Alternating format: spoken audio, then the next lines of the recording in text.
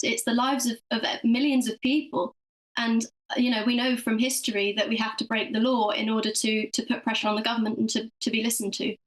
No one would doubt your sincerity in your views. You genuinely believe in what you fight for. But there are others who think differently. For example, there are Islamist extremists who believe that people will go to hell unless they convert to Islam. They will sincerely, perhaps, break the law in order to force people to convert. In their view, they might be saving people's lives for eternity. There might be abortion activists who say that babies are being murdered and to save their lives we need to break the law to stop people having abortions. Why do you get to say that your moral conviction is the one that's right and other people's individual moral conviction are those that are wrong?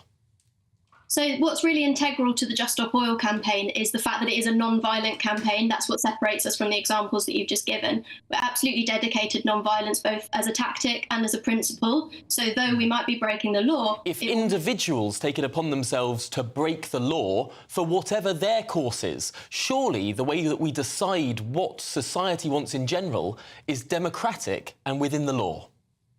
Well, of course, we know also that protest is absolutely integral to maintaining and upholding a democracy, and in particular, non-violent protest. I mean, I really can't express to you how severe this situation is, and I'm sure you know this. I'm Michelle Dewberry, and I'm not here to tell you what to think. I'd much rather hear what you have to say. So, send in your opinions to gbviews@gbnews.com. Keep them clean, and you never know, I might read them out. With my panel here on Jubes & Co, we debate, we get stuck into the issues of the day on a show where all views are welcome, especially yours. GB News, the People's Channel, Britain's news channel.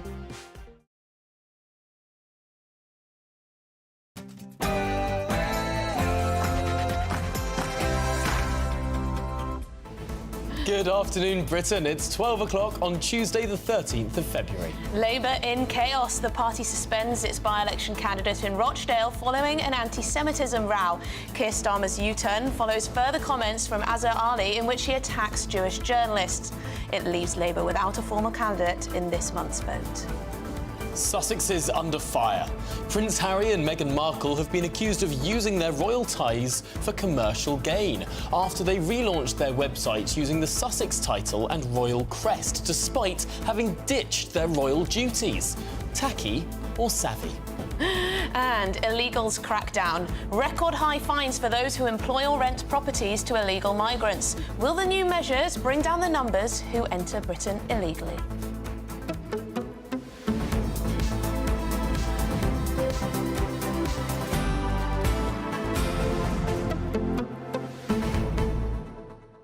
Now, the child murderer, Colin Pitchfork, is going to be facing a fresh tribunal over whether or not he should be released. Yes, and this raises the question, really, of whether child killers and similar criminals should ever be released from prison. The mother of one of the victims has come out very strongly, and she's clearly distressed by even the notion that this could be a possibility, that you could release a child killer. But then the question is whether prison is for rehabilitation. You could possibly, even if you're a child killer, come around to living a life. Can people change at all? And what is prison for? Is prison for simply removing threats from society, or is it about changing and reforming people so that they can re-enter society? Personally... Do you know what I think? I think child killers, I think that's a line that I think we can all probably... agree on. Well, I think no, you're in there for life, whole life sentence. This isn't just about you. This is about your victims, their families, and the safety of the public. And within that, almost shows, I think, an understanding that many people have. There are some crimes for which people can perhaps be reformed, can re-enter society, and perhaps there is a line in the sand. There are some crimes, perhaps multiple murders, that show that people are just irrevocably evil, irrevocably bad, wrong-uns by nature. Exactly that, whereas some people would dispute that. It's all about nurture rather than nature. Let us know what you think, gbviews@gbnews.com. We're going to be having the debate later on. It's going to be a feisty one, but first, your headlines.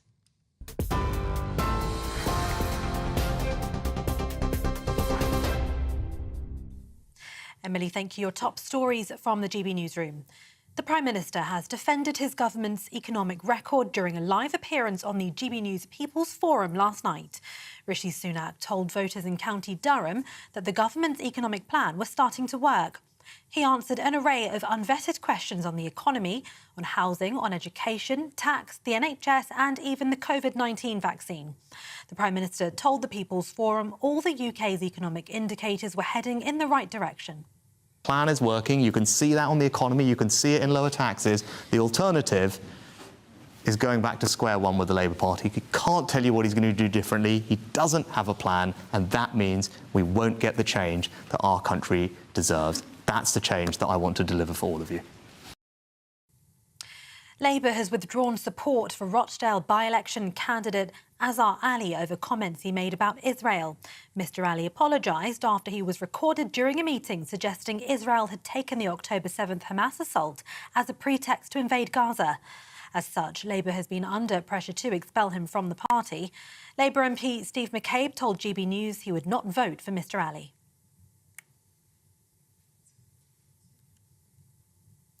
Independent advisor to the government on anti-Semitism, Lord John Mann, told GB News Labour's move was bold but necessary. To throw a parliamentary seat in a general election year is quite extraordinary. To throw it at any time has never happened before. And so I would say this is a bold decision. It's certainly the right decision. And Labour needs to make sure that its systems don't allow people like Ali to get selected in the future. Wage growth has slowed in the UK, with new figures showing it at its lowest level for more than a year. The Office for National Statistics found job vacancies also fell back once again as Britain's job market cooled. On average, regular pay, excluding bonuses, fell to 6.2% in the last 3 months of last year, compared with the same period a year before. It's the slowest growth since October 2022. However, after taking price rises into account, pay went up by 1.9%. Employers and landlords who allow illegal immigrants to work for them or rent their properties will face much tougher penalties from today. The penalty for such actions has risen to a maximum of £45,000 per worker for a first breach. That's up from £15,000. Having tripled, it's the biggest increase in more than a decade. That fine could increase again to £60,000 for repeated breaches. That's up from £20,000. Ministers believe the crackdown will help reduce the incentive for illegal migrants crossing into the UK. Thousands of train passengers are facing severe disruption as repairs are carried out following a landslip on one of the UK's busiest rail routes. Network Rail says the incident between Coventry and Rugby blocked a section of the West Coast main line between London's Euston and Birmingham New Street. Network Rail closed the line in both directions overnight to carry out repair work. The line isn't expected to reopen until some point this afternoon. The Housing Secretary is going to put pressure on London as he pushes for all local councils in the capital to build more homes. Michael Gove wants all councils in England to build homes on brownfield sites under new plans. It's part of a wider effort by the Conservatives to boost house building, with younger voters in particular expressing concern about the difficulty of getting onto the property ladder. Under recently proposed reforms, it'll become harder for the largest city councils to refuse construction on a previously developed brownfield land if local housing targets aren't met. Housing Minister Lee Rowley admitted to us earlier that house building has slowed and the government needs to go further. Some of our urban areas, some of where there is lots of brownfield sites, are just not building enough. The Mayor of London, where I'm standing today, he's not built enough houses in the past few years. So we absolutely need to build more homes, but we want to build them in the right place. And where councils, where mayors are not doing the right thing, we need to hold them to account. The bar for refusal on brownfield sites needs to go higher, and it's all part of our long-term plan for housing. It's about showing that the government is serious about tackling the challenges that we are seeing. And King Charles has returned to London after travelling from Sandringham by helicopter. His Majesty had been staying at his country residence following his cancer treatment. He's postponed all public-facing duties, but is continuing with behind-the-scenes work on his red boxes of state papers. The Queen's been carrying out her royal engagements and last week said her husband was doing extremely well under the circumstances. For all the latest stories, you can sign up to GB News Alerts by scanning the QR code on your screen, or you can go to gbnews.com/alerts. Now back to Tom and Emily.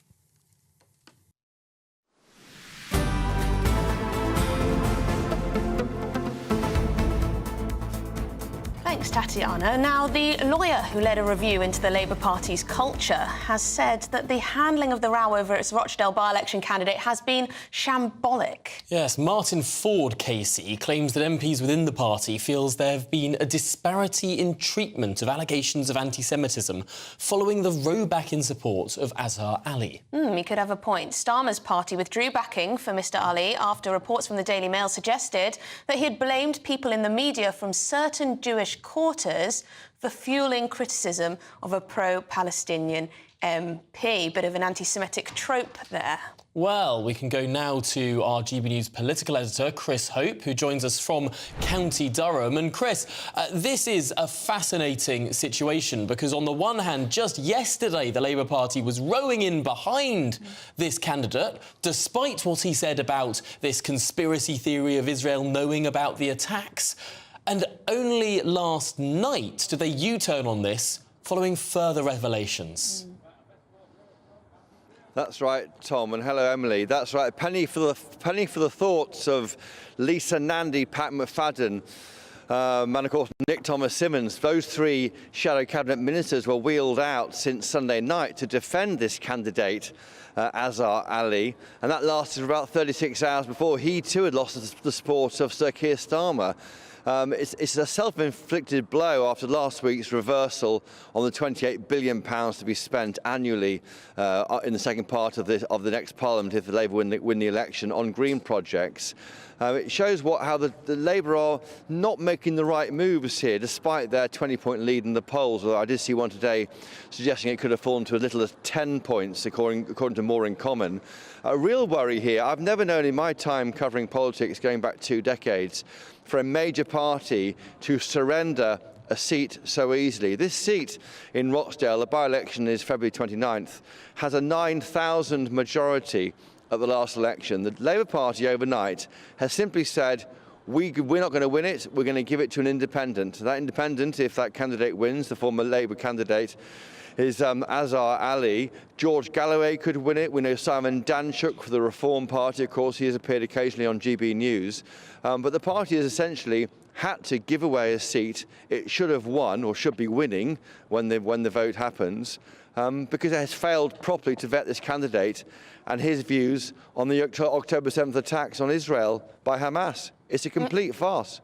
And Christopher, we know George Galloway isn't without his own allegations against him for anti-Semitic remarks. He's lost jobs over it in the past, or at least one that I can think of.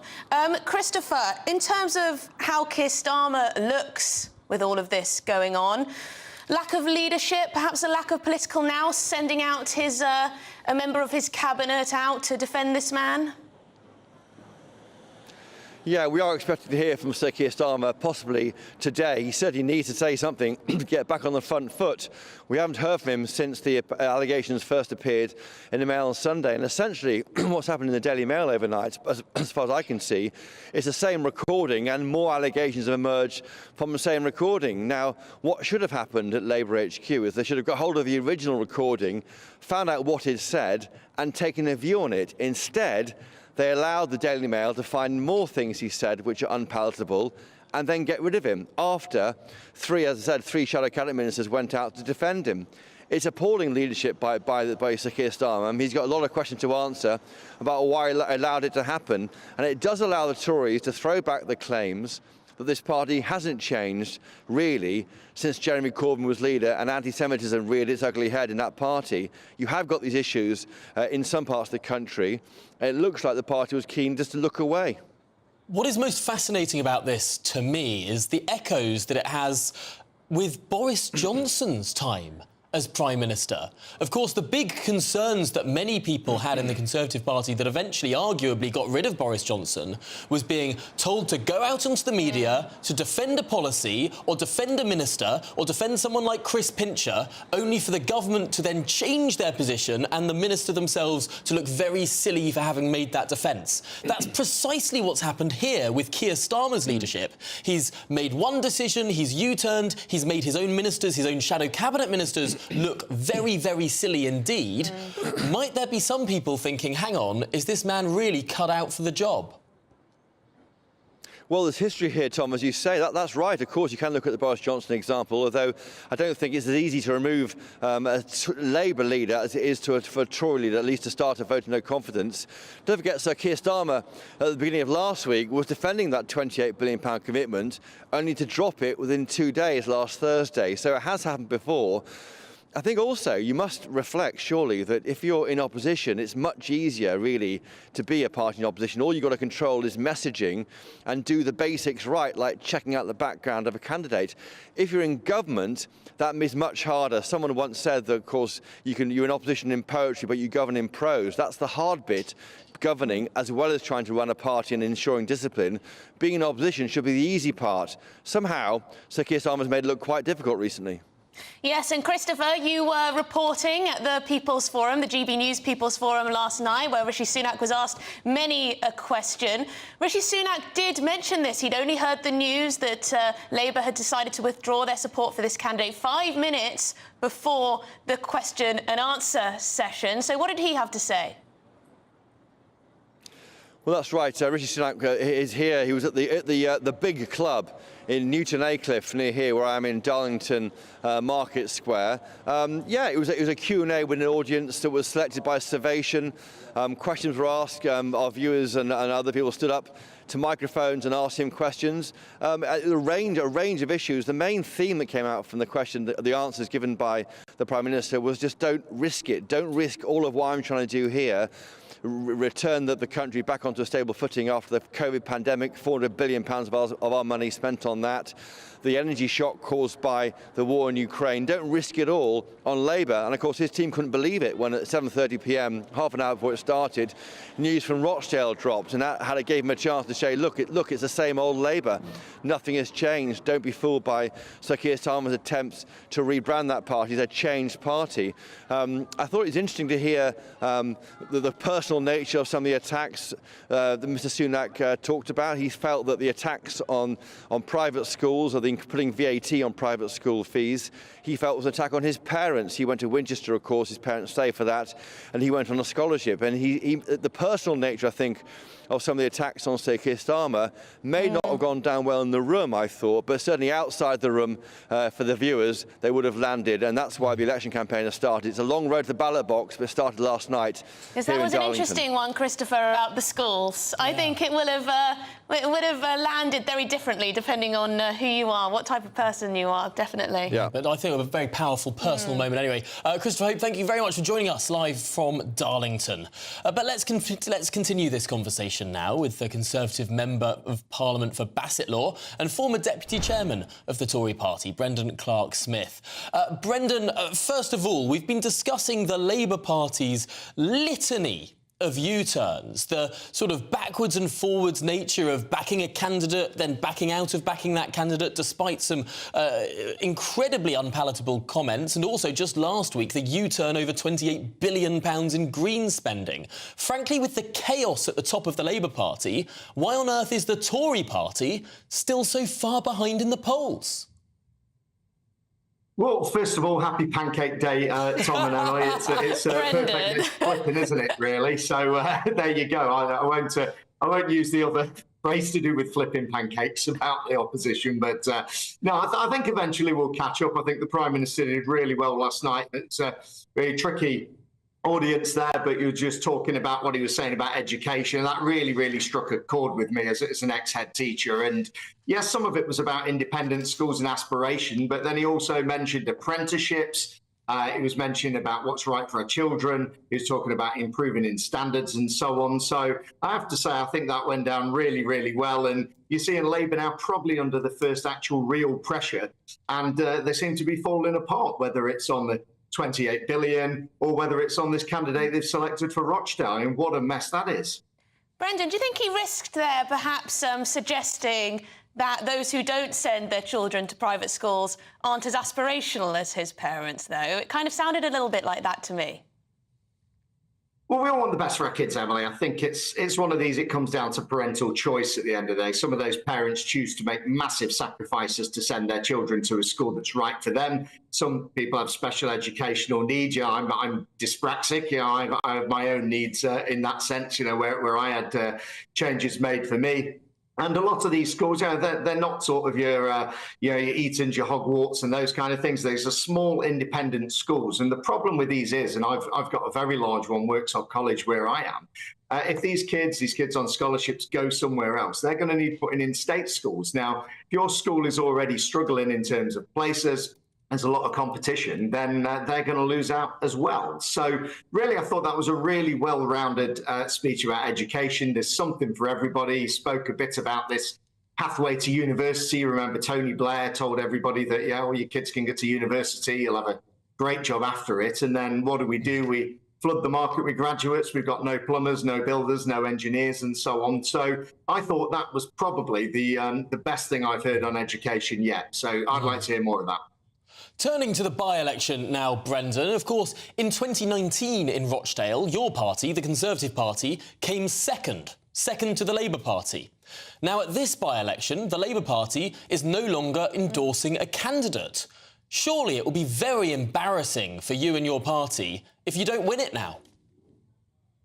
Well, I don't know. I mean, there's some very set circumstances. It's difficult for a governing party, as we know, with by-elections, as it has been with all of them. We had that great success in Hartlepool. It's been a bit more difficult since then. Uxbridge went very well for us. But even the Labour Party, they were scared to death about George Galloway and other people, and that's maybe been a factor in why they dithered for so long. And OK, they did the right thing in the end, I think, after yet more news came out in the end. But you have to say, why did they select you this should guy? really, as a party, be winning a by-election if there's not even a Labour candidate with support from the party. Well, we'll give it a go, certainly, and we don't take anything for granted. Anything can happen in by-elections, as we know, and it is difficult for a governing party. We've got Kingswell, we've got Wellingborough as well this week as well, so probably focus on those ones first. But now, Labour, they could take their logo off that. There'll be this list of candidates to select now. Are they going to campaign there? They sent a couple of shadow ministers there. That's incredibly embarrassing for them now that they've had to back down. But I'd say what the most worrying thing is, and certainly if I lived in Rochdale, there was a meeting there where that recording has come out of their candidate. Now, there will have been other people who were in that room at the time, and he doesn't seem to have been challenged on those quite appalling views that he's had. So is this an endemic problem? Is this going to hammer Labour's vote? Is that going to turn certain communities against Labour? Do they feel that Labour have been quite divisive? I think that's a good point. Why did he feel comfortable saying those things? And crucially, we're learning, and this is unverified, but the website Guido Fawkes is asking the question today, was Debbie Abrams, the Labour MP, one of your colleagues, Brendan, of course, on the opposite benches, might she have been at that meeting? That's a question being asked on social media today. I look forward to hearing if there's an answer from the Labour Party. But just very finally, Brendan Clark-Smith, if it turns out that Debbie Abrams was at that meeting, the Labour MP, and she didn't call out any of this or alert the Labour Party to it, should the Labour Party withdraw the whip from her?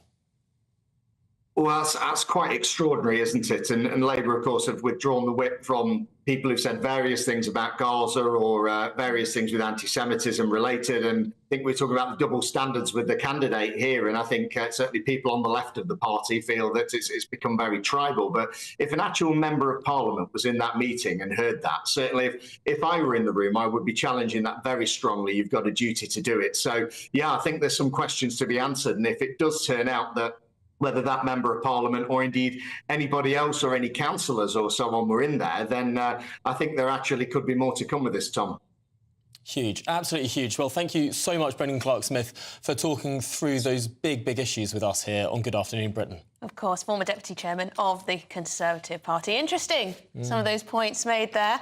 But we're going to move on. Azhar Ali has since released a statement in which he apologises for these comments. We must read this out. He said, "I apologise unreservedly to the Jewish community for my comments which were deeply offensive, ignorant and false. Hamas's horrific terror attack was the responsibility of Hamas alone, and they are still holding hostages who must be released." Of course, he said that after the first releasing of these. He hasn't said anything since we learned he talked about Jews in the media or Jewish quarters in the media and all of that tripe. But here are the candidates standing in the Rochdale by-election. Azhar Ali, still on the ballot, it will be written as Labour Party, but of course no longer with their formal endorsement. Mark Coleman, Independent, Simon Janchuk, Reform UK, Ian Donaldson, Liberal Democrat, Paul Ellison, Conservative, George Galloway, Workers' Party of Britain, Michael Howarth, Independent, William Howarth, Independent, Guy Otten, Green Party, Raven Rodent Sabdorna, Official Monster Raving Loony Party, and David Tully, an Independent. Well, there you go. Good stuff. Those are all the candidates. British democracy. For you. Let us know what you think about it. Is it concerning if there were members of the Labour Party, members of Parliament who heard these comments and then didn't escalate things? But anyway, coming up, tough new penalties introduced today for employers and landlords who give jobs to illegal immigrants or rent them properties. Our security editor will have the story for us after this short break.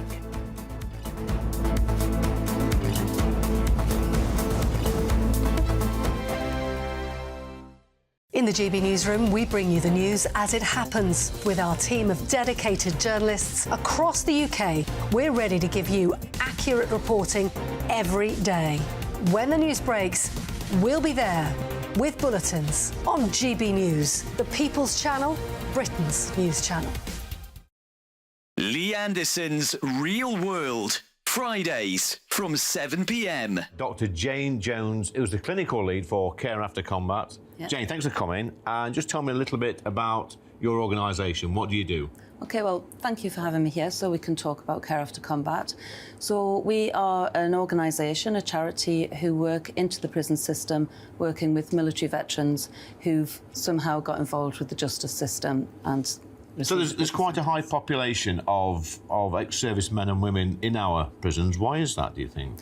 So 2014, the government did a review of who was resident in UK prisons, and what they found were that military veterans are the highest occupational group, and this obviously raises some concerns. Yeah. So the government wanted to do something about that, and so they supported Care After Combat initially just as a scoping exercise, really, to see if there was any way we could help these men and women actually, understand the problems that led to offending behaviour and go on to lead successful lives. So what sort of offending behaviour are we talking typically for people that's in prison that's actually served in our armed forces? Primarily, it's violence. Yeah. So that is the highest offence that we work with. Okay. But of course, the military, as with everybody else, it's the full range of offender behaviour. OK, so we're in a pub, Jane, Dr. Jane, and I guess for some people, the odd tip of alcohol is good, a bit of fun of a weekend, relax, let your hair down.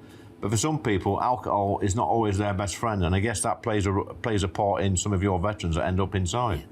Absolutely. So, speaking from my own experience, a good 2/3 of the people I work with have some kind of mental health problem or mental health difficulty, struggling to either adapt into civilian life or with some of the traumas they've experienced during service. People might self-medicate with alcohol to manage some of those thoughts and feelings. Yeah. Your weekend starts here with Friday Night Live with me, Mark Dolan, 8 till 9 on GB News. Big stories, big guests and big laughs as we get you ready for a cracking weekend. That's Friday Night Live with Mark Dolan. Fridays 8 till 9 on GB News. Bring your own drinks. The admission's free.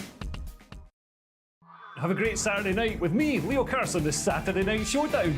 It's a crazy world out there, so come and make fun of it with me, my panel of comedians, and a couple of people who actually know what they're talking about. This Saturday Night Showdown is your front row ticket to the clown show every Saturday, only on GB News, the People's Channel, Britain's news channel.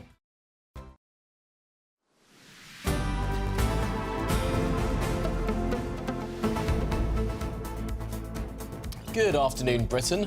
Now, I should say that the website Guido Fawkes has actually asked 11 Labour members of Parliament whether or not they were at that October the 31st meeting where Azhar Ali made those comments. So it would be wrong to highlight just one of those questions asked, because 11 Labour members of Parliament have been asked that question, although we're yet to hear back from them. But, of course, we'll bring you updates. But in other news, from today, rogue landlords and employers who hire and rent illegal immigrants will face tougher penalties. That's as the government continues its efforts to crack down on illegal migration.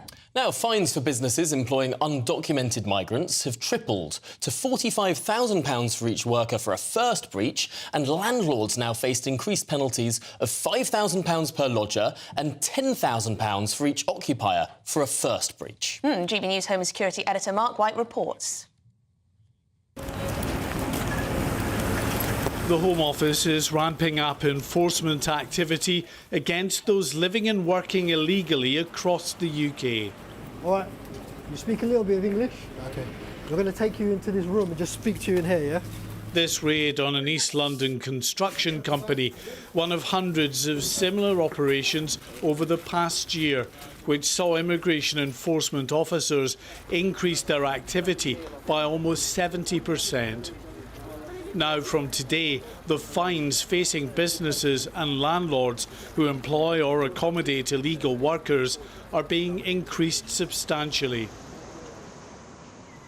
A GB News investigation into illegal employment found a number of asylum seekers working in breach of employment rules at this car wash in Aldershot. Fatos, so you're the manager? Yeah. Yeah. Did you know that this man was an asylum seeker? No, I didn't know. Under the new rules, businesses caught employing migrants illegally will see potential maximum fines rise from £15,000 to £45,000. I support the government's policy. It's the right one, morally speaking. Rogue employers, rogue landlords shouldn't be allowed to accommodate illegal immigrants. But will this make a difference to the pull factor, to the number of illegal migrants who want to cross the channel or arrive here through the back of a lorry? It probably won't have that much of an effect for a couple of reasons. Firstly, this needs to be zealously enforced, and many illegal immigrants operate in a clandestine fashion. They're off the grid, so to speak. And secondly, if you arrive here illegally, it's very difficult for the government to deport you to a country that's deemed unsafe. Immigration, can you come to the door, please? Rogue landlords accommodating illegal migrants without proper background checks also face a significant hike in fines, from £1,000 for each tenant to £10,000.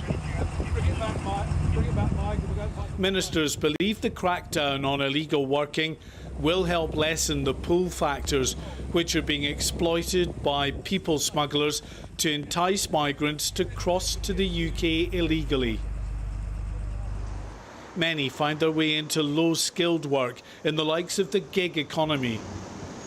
In Brighton, GB News was shown evidence of the huge surge in illegal immigrants working in the food delivery sector, taking advantage of a loophole in contracts which enable drivers to lease out their deliveries to third parties. There are no official figures for the number of migrants working in the illegal economy, but some estimates suggest that number may be higher than 1.5 million. Mark White, GB News. Right, there you go. Let's speak to former Liberal Democrat Home Office Minister Norman Baker on this. Norman, you were just watching the report there, I hope.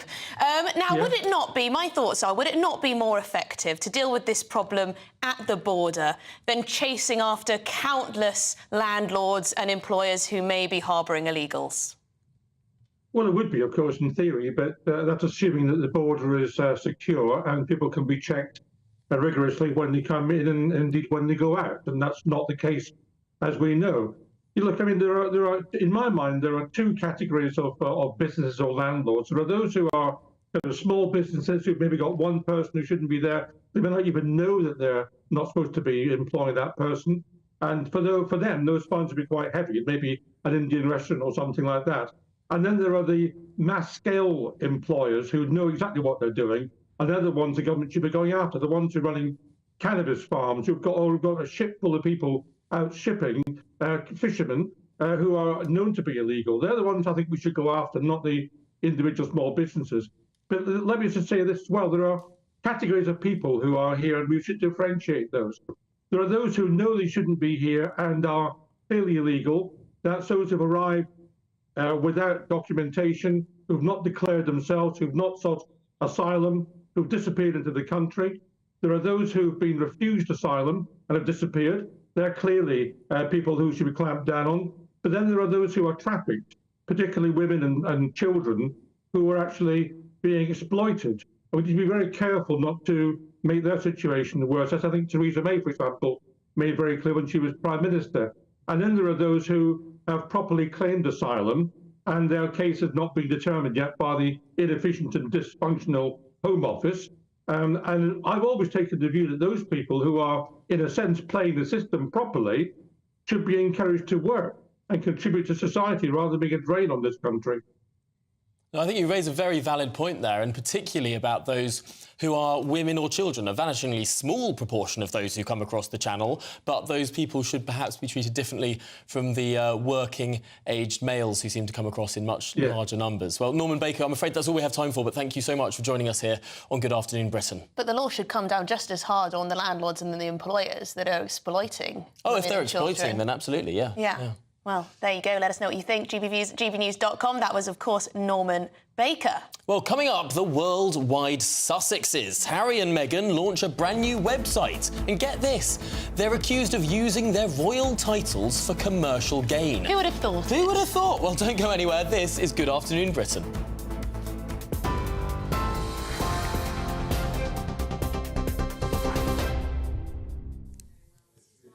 Tom, thank you very much. Your top stories from the GB newsroom.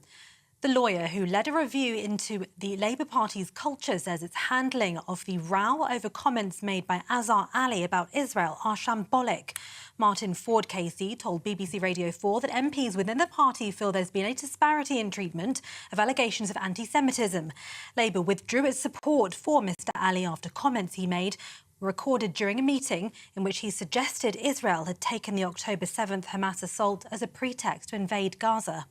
The Prime Minister has defended his government's economic record during a live appearance on the GB News People's Forum last night.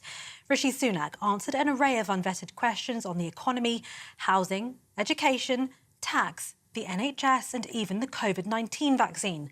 The Prime Minister said all of the UK's economic indicators were heading in the right direction. Plan is working. You can see that on the economy. You can see it in lower taxes. The alternative is going back to square one with the Labour Party. He can't tell you what he's going to do differently. He doesn't have a plan, and that means we won't get the change that our country deserves. That's the change that I want. Employers and landlords who allow illegal immigrants to work for them or to rent their properties will face much tougher penalties from today. The civil penalty for such actions has risen to a maximum of £45,000 per worker for a first breach. Landlords now also face increased penalties of £5,000 per lodger and £10,000 per occupier for a first breach. That's up from £80,000 and £1,000. Ministers believe the crackdown will help reduce the incentive for illegal migrants crossing into the UK. And King Charles has returned to London after travelling from Sandringham. His Majesty had been staying at his country residence following his first cancer treatment. He's postponed all public-facing duties. The Queen's been carrying out her royal engagements and last week said her husband was doing extremely well under the circumstances. For the latest stories, you can sign up to GB News Alerts by scanning the QR code on your screen or go to gbnews.com/alerts.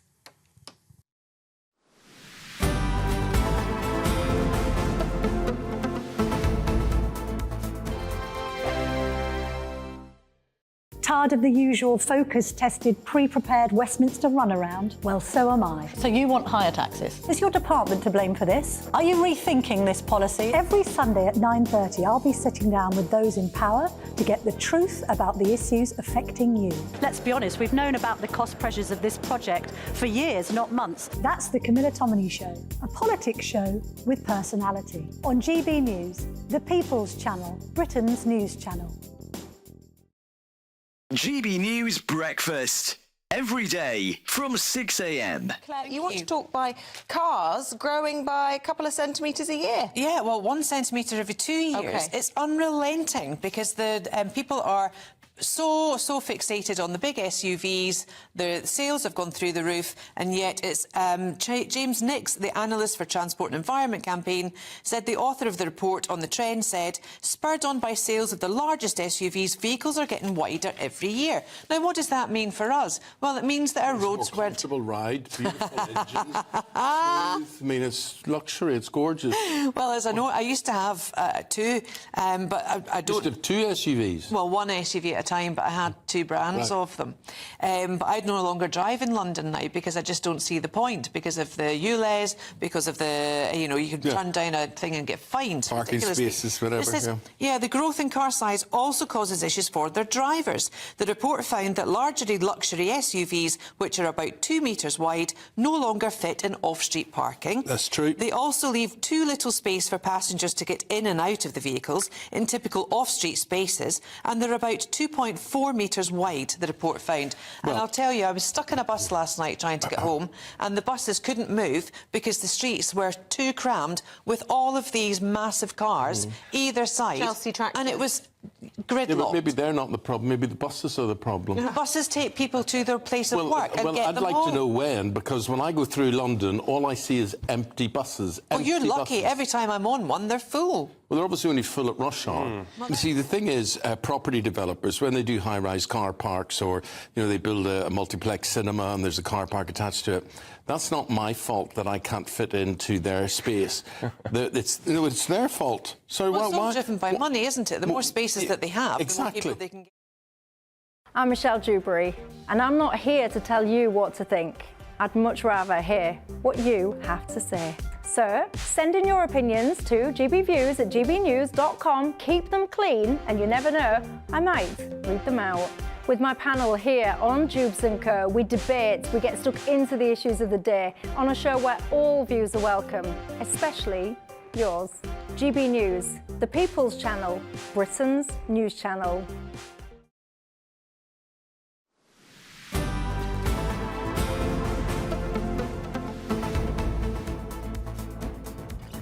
Well, good afternoon, Britain. It is 39 minutes past 12, and Prince Harry and Meghan have once again been accused of using their royal titles for commercial gain. This after they relaunched their new website using their Sussex title and royal crest. Yes, so their previous site, Archewell, now automatically redirects you to sussex.com, a name, of course, inspired by their son Archie. Well, Harry is highlighted as a military veteran, a mental health advocate and an environmental campaigner, while Meghan is described as a feminist and a champion of human rights and gender equality. Ah, always modest. Let's bring in our royal correspondent, Cameron Walker. Cameron, I see that the Sussex sources, they're kind of saying that's their name. They're not making use of their royal ties for commercial gain. This is all genuine and lovely. Well, it's certainly a very glossy new website, Emily, and to be fair to the source speaking on behalf of the Sussexes to the Mail today, it is their name, they are Sussex, and the agreement which was struck between the royal household and Harry and Meghan in 2020 spoke specifically about not using the word royal for commercial gain or an inference to do with the word royal. It never mentions the word Sussex, and that's what clearly they've splashed across this website, but using a royal crest with a crown on it, which is actually Meghan's crest, granted to her by Queen Elizabeth II in 2018 following their wedding, plus using within the website their children's titles, so Prince Archie, Princess Lilibet, and of course the Duke and Duchess of Sussex. All of these could perhaps be interpreted as similarities or inferences of their royal connections. Now, the question question for Harry and Meghan and the royal family is, are they going to have commercial gain from these inferences? I suspect it's going to come down to your interpretation. Is this new glossy website going to lead to more media deals and therefore making more money for Harry and Meghan? Or is this just going to be a bit of a damp squib and a failed attempt by the Sussexes to perhaps get a bit more on the Hollywood PR A-lister circuits following quite bad polling, following the Netflix documentary of their messy exits as working royals and indeed Harry's memoir Spare? And of course, it all comes down to the court of public opinion as well. But the royal family, even if they do absolutely hate the fact that Harry and Meghan have launched this new website, I'm not saying they do, they might not care less, but if they did care, they don't really have any power to get rid of it, and neither does the British government. Harry and Meghan are private individuals, and they're allowed to do what they want. So although they struck a deal in 2020, it's not legally binding. It's interesting, though, because even though Sussex is their name, the website doesn't say Harry and Meghan Sussex. It doesn't. You could easily have Sussex.com, Harry and Meghan Sussex, but it says Prince Harry and Meghan, the Duke and Duchess of Sussex. It has their titles, not just their name, their titles. Oh, but they've taken royal out of the website, so it's gone from Sussex Royal to just Sussex. But it's got their crest on it, it's got Prince on it, it's got Duke and Duchess on it. I thought they wanted to get away from all those trappings. Cameron, is this just some people who want all of the benefits and trinkets of royalty with none of the duties? I'm getting the sense that it is the Duke and Duchess of Sussex having another attempt to make it in the Hollywood or A-lister circuits. Tomorrow, we're expected to see the two of them in public at the one-year countdown to the Invictus Games in Canada. Of course, it's something that Prince Harry has widely been respected for, launching the Invictus Games for wounded veterans.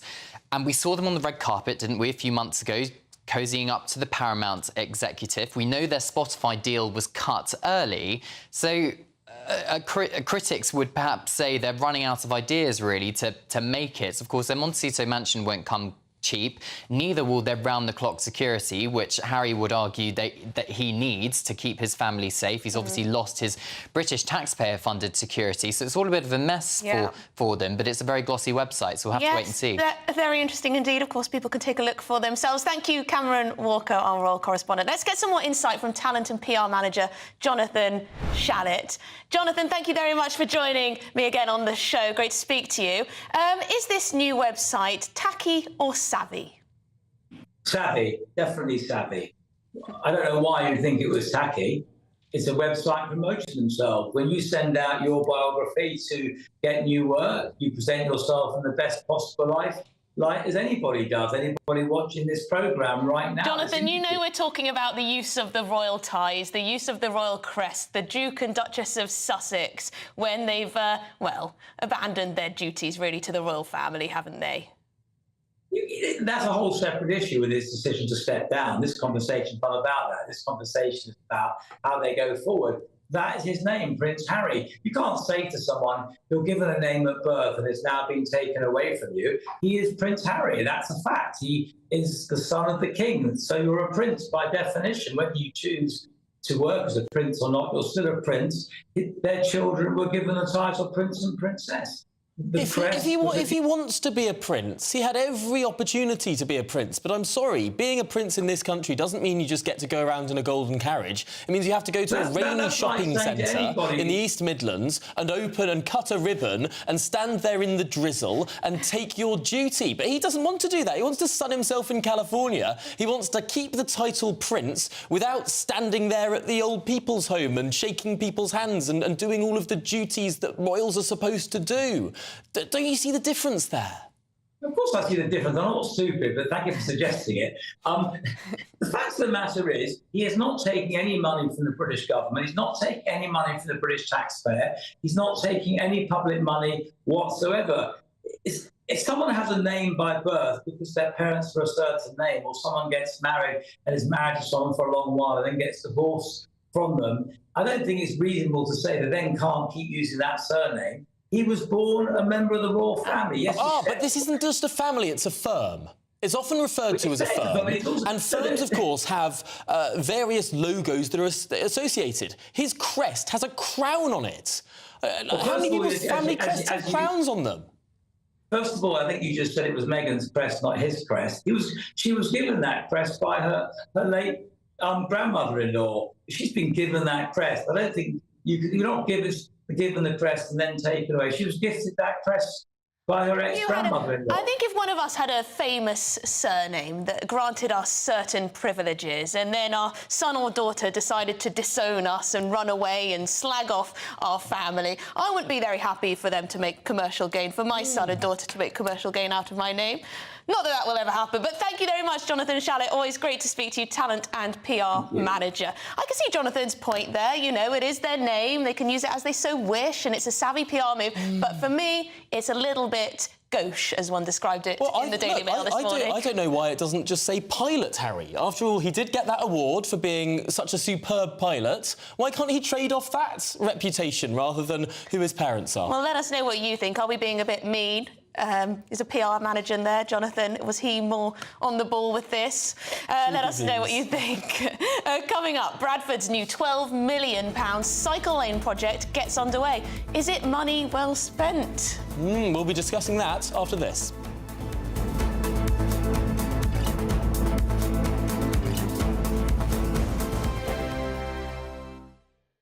Good afternoon, Britain. Good afternoon, Britain. Join us, Tom and Emily, To find out what's happening in the heart of Westminster. and why it matters to you.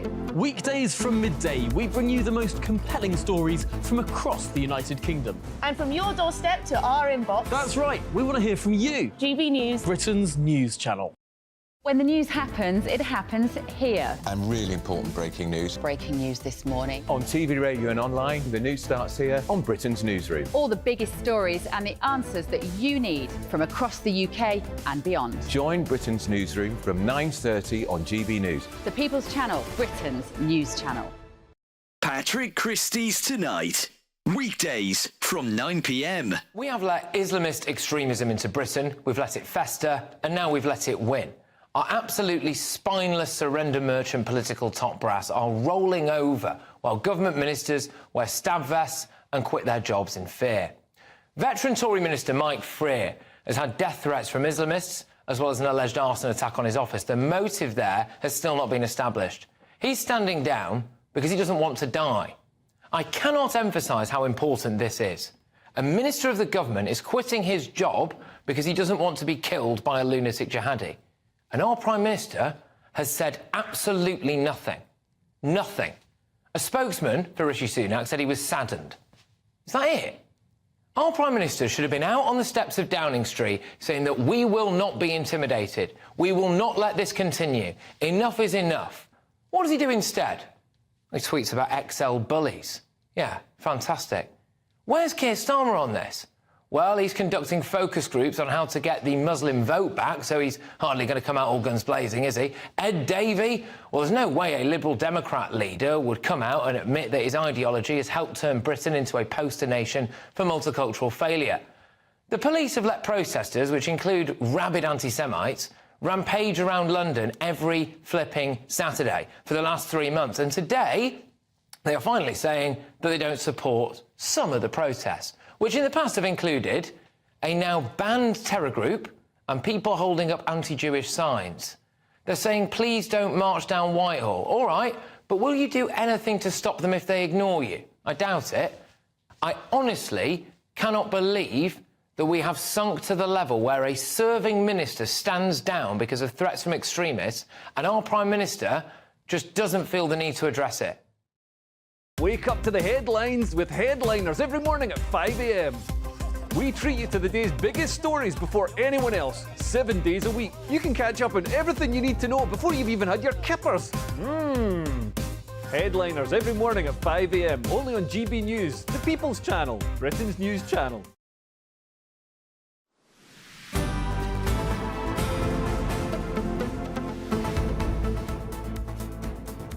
Welcome back. Now, Bradford's new £12 million cycle lane project gets underway today, aimed to benefit those on two wheels to get through the country. Yes, it is. West Bradford Cycle Superhighway will create 1.5 miles of segregated lanes. And is that it? 1.5 miles for £12 million. Wow, OK, and a spokesperson for the council says he hopes they can lure motorists out of their vehicles and onto bikes. Well, why don't you do that first before you decide to go through this extremely expensive construction process that will just make the area more congested, in my opinion. Now, Emily, I completely agree with you. Building things is far too expensive in this country. Building roads for cars is far too expensive. £12 million. We know the Lower Thames crossing has gone into the hundreds of millions of pounds for the planning application alone before they've even laid anything of the road. So, yes, things are too expensive to build. Completely agree with you.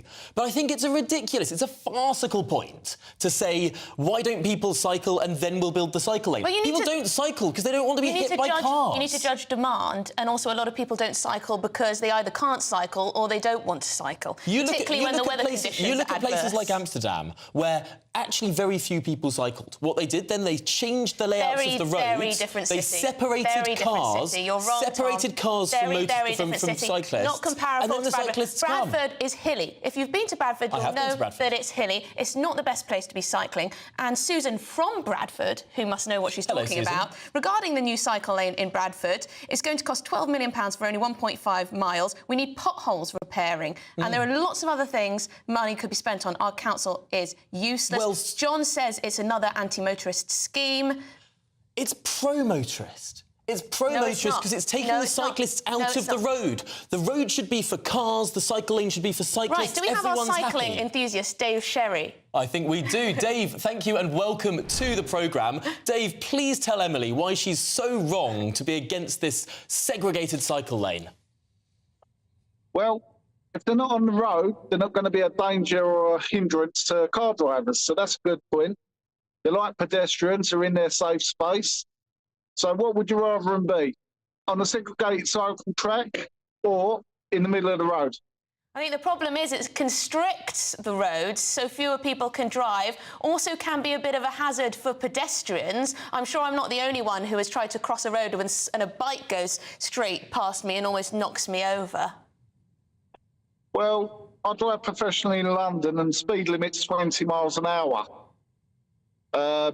If the cyclist is safe to overtake, there isn't an issue. You've got to go with the flow of traffic. If a cyclist beats you, then you're going slower than him. Oh, so you drive in London, actually. So do you not think that this is all part of a bit of an anti-motorist vendetta? I do feel a bit sorry for the car drivers. I drive the majority of my day behind the wheel. And to be honest with you, the infrastructure for cyclists now is superseding the car drivers. They are going from 2 lanes down to 1. Bus lanes are disappearing. Well, this is the thing. You could have 2 lanes for drivers on some roads in London if it weren't for these cycle lanes. Take embankment. Absolutely terrible. But isn't the point about these cycle lanes, and perhaps you can turn this to Dave, the point about these cycle lanes, surely, is that if someone doesn't need to take a journey by car, you can fit a lot more bikes in a same space of tarmac than you can fit cars. Well, the proof's in the pudding. You can get from A to B and get across London quicker than you can in a car. So the benefits and the future is cycling. Dave, it's been fantastic to talk to you. Sorry to cut you off. Cycling enthusiast Dave Sherry there. Coming up, we'll be debating whether child killers should ever be allowed out of prison. A brighter outlook with Box Solar, sponsors of weather on GB News.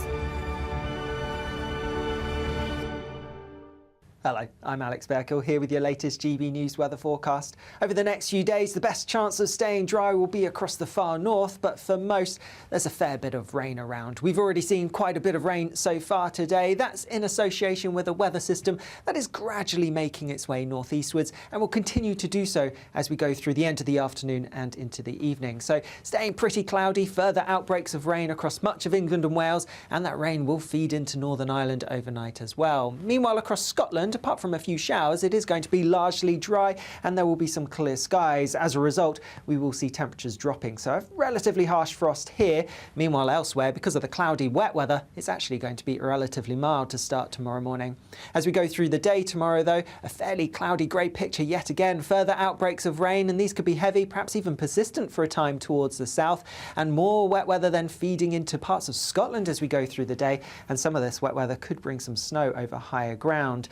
Holding on to some chillier air across the far north, so temperatures a little bit below average here, but elsewhere, many places, a relatively mild day, highs of around 14 or 15 Celsius.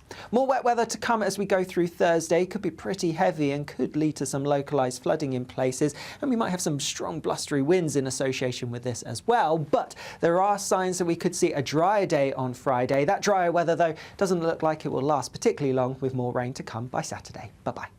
That warm feeling inside from Boxed Boilers, sponsors of weather on GB News.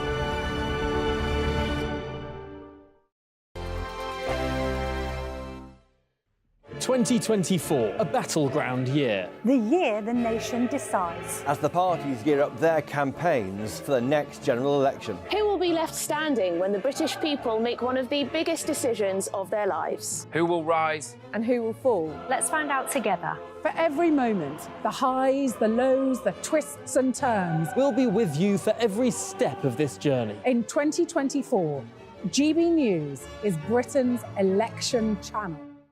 Martin Daubney, weekdays from 3 p.m. Welcome to the show. Superb stuff, great footage. So you're right in the thick of it there. What's the mood on the ground? Well, I've left there now. I've actually now come to that EU Council summit that I was talking about. It's still pretty chaotic. The entire city of Brussels has been completely clogged with these tractors, sort of 3 abreast in most of the roads across the city. The people of Brussels aren't particularly happy. I mean, this is sort of reminiscent for some people of the Just Stop Oil protests, you know, people gluing themselves. People are unable to get to hospital appointments, and there's a lot of upset about the destruction that's happening on the streets of Brussels today. But on the other side, there's also the protests, which the farmers are saying that EU green laws simply are not able to fit with what they need to do to keep their businesses going. And just before the protests happened, we saw the European Commission actually make some concessions to the farmers' protests. And this is on the demands that were put on them to set aside somewhere in the region of 5% of their land for regrowing for biodiversity. A lot of the farmers have said that's not possible, and the European Commission has said that they can delay that coming in. So they have won a small concession with these protests. And Jack, there's a feeling as well, a huge dissatisfaction that the European Union has managed to find 50 billion euros in aid to send to Ukraine, and yet farmers in particular are on the receiving end of net zero targets, taxation on diesel, and endless red tape. So many farmers, Jack, saying they're measuring ditches to see if they have to drain them or not. There are minimum requirements on the width of battery hen enclosures. Endless red tape, as Jeremy Clarkson pointed out in Clarkson's farm in Britain. They've simply had enough, and they're shouting, Ursula von der Leyen, we are here. I think the most exciting bit for me is talking to people. People who I think are ignored often by the major news channels. We're going to give news they want to hear. There's a voice there that needs to be heard. I think there's a chance here for a diversity of opinion to be expressed, which you don't find elsewhere. It's really exciting. We don't hold back. We're free to say how decisions that are taken here Affects us all around the country. Only on GB News, the People's Channel, Britain's news channel.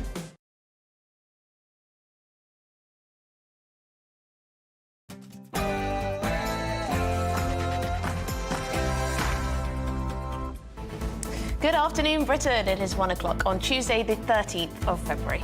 Labour in chaos. The party suspends its by-election candidate in Rochdale following an anti-Semitism row. Keir Starmer's U-turn follows further comments from Azir Ali in which he attacks Jewish journalists. It leaves Labour without a formal candidate in this month's vote. And the PM's election pitch. Rishi Sunak has defended his government's economic record during a live appearance on the GB News People's Forum last night.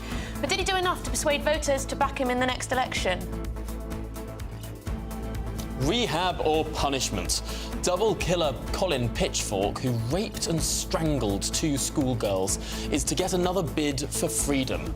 But should this child killer, or indeed all child killers, ever be given parole? Or should we just throw away the key?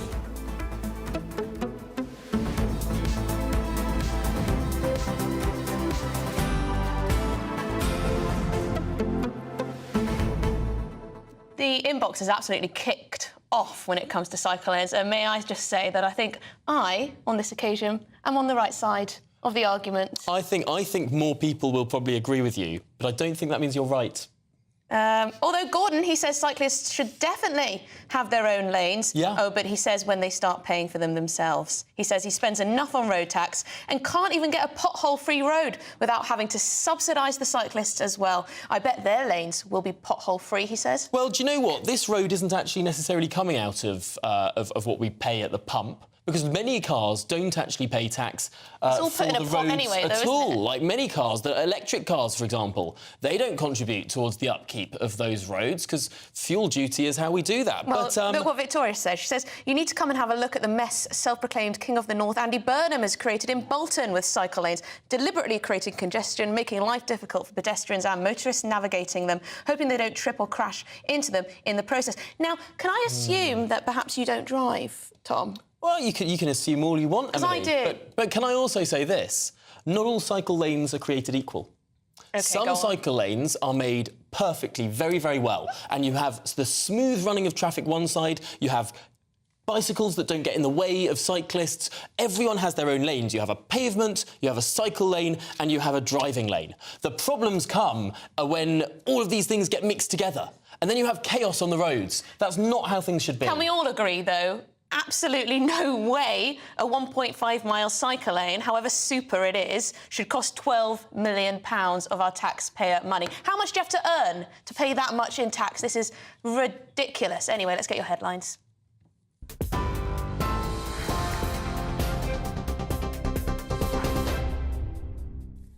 Good afternoon. 2 minutes past 1. These are your top stories from the GB Newsroom.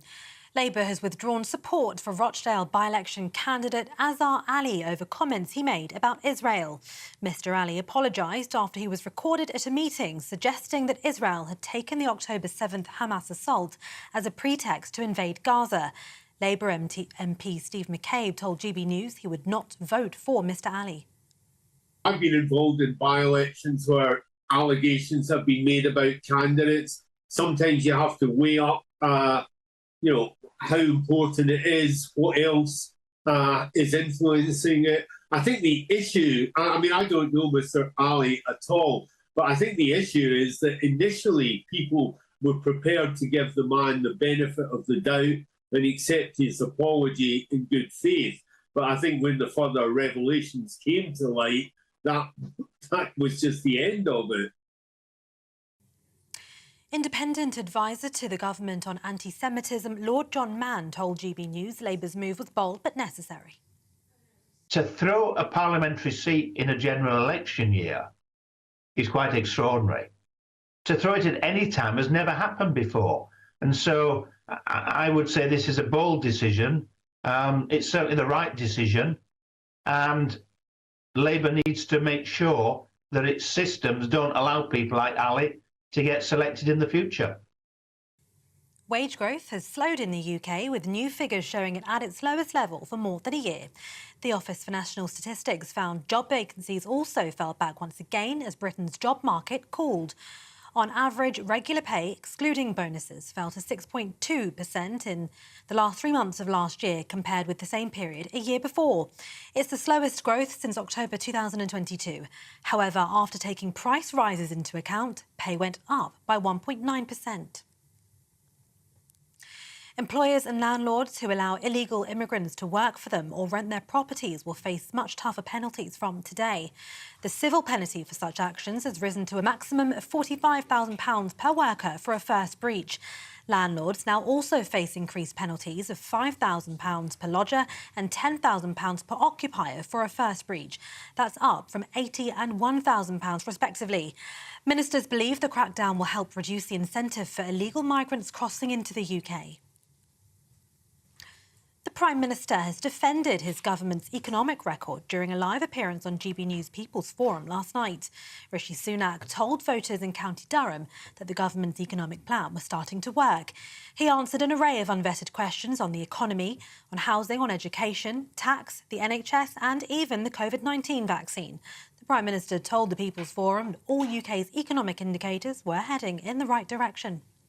Plan is working. You can see that on the economy. You can see it in lower taxes. The alternative is going back to square one with the Labour Party. He can't tell you what he's going to do differently. He doesn't have a plan, and that means we won't get the change that our country deserves. That's the change that I want to deliver for all of you. The Housing Secretary is going to put pressure on London as he pushes for all local councils in the capital to build more homes. Michael Gove wants all councils in England to build homes on brownfield sites and under new plans. It's part of a wider effort by the Conservatives to boost house building, with younger voters in particular expressing concern about the difficulty of getting onto the property ladder. Under recently proposed reforms, it'll become harder for the largest city councils to refuse construction on a previously developed brownfield land if local housing targets are not met. Housing Minister Lee Rowley admitted to us earlier house building has indeed slowed, but the government needs to go further. Some of our urban areas, some of where there is lots of brownfield sites, are just not building enough. The Mayor of London, where I'm standing today, he's not built enough houses in the past few years. So we absolutely need to build more homes, but we want to build them in the right place. And where councils, where mayors are not doing the right thing, we need to hold them to account. The bar for refusal on brownfield sites needs to go higher, and it's all part of our long-term plan for housing. It's about showing that the government is serious about tackling the challenges that we are seeing.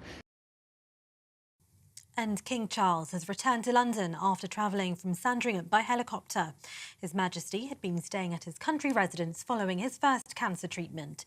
He's postponed all public-facing duties, but is continuing with behind-the-scenes work on his red boxes of state papers. The Queen has been carrying out her royal engagements and last week said her husband was doing extremely well under the circumstances. For the latest stories, sign up to GB News Alerts by scanning the QR code on your screen or go to gbnews.com/alerts.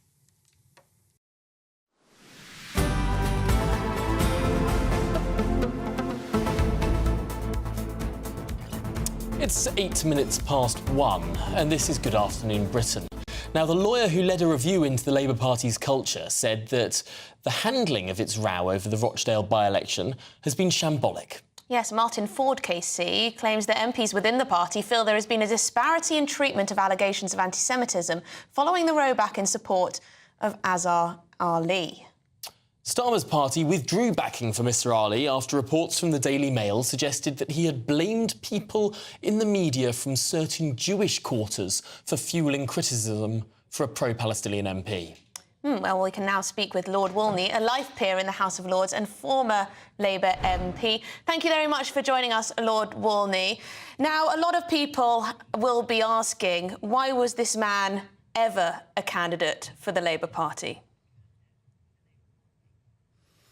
Yeah, I mean, clearly, the whole of this selection process was a really big mistake. I mean, they had an excellent candidate on offer in Paul War, and Azhar Ali should not have made the final cut. I mean, that needs to be a point for urgent reflection from the Labour Party. But there is clearly a significant wider problem here, given the fact that he made these comments openly in a Labour Party meeting, was not challenged, and this ran uncontested for a number of weeks until it ended up in the Mail on Sunday. That should never have happened, and it does show that, unfortunately, these kind of anti-Semitic conspiracy theories can be really rife. I don't think not only in the Labour Party, but more widely in communities, and the Labour and all of us need to look at that and try to get a grip of it. So Keir Starmer has been trying to say for the last year, perhaps 2 years, that the Labour Party has changed. This is going to make it a lot harder for Sir Keir Starmer to make that case. And ultimately, we heard last night on GB News the Prime Minister saying that ultimately it's a mirage to say that the Labour Party has changed. You scratch beneath the surface and you find examples like this. Well, I think Keir is deeply committed to changing the Labour Party, and I have to say it's been a bit rich to see Jeremy Corbyn supporters around today complaining about anti-Semitism, given the catastrophe that they presided over when he was leader. I mean, I don't think you would have seen action that strong from him had this happened under that might be true. That might be true, John Woodcock. But yes, but just I mean, this does show that there is significantly further to go for Keir. There are real problems remain, and he has to now redouble his efforts. But the biggest point here, of course, is that he had 3 days in which he could have proven his commitment to this so-called zero-tolerance policy.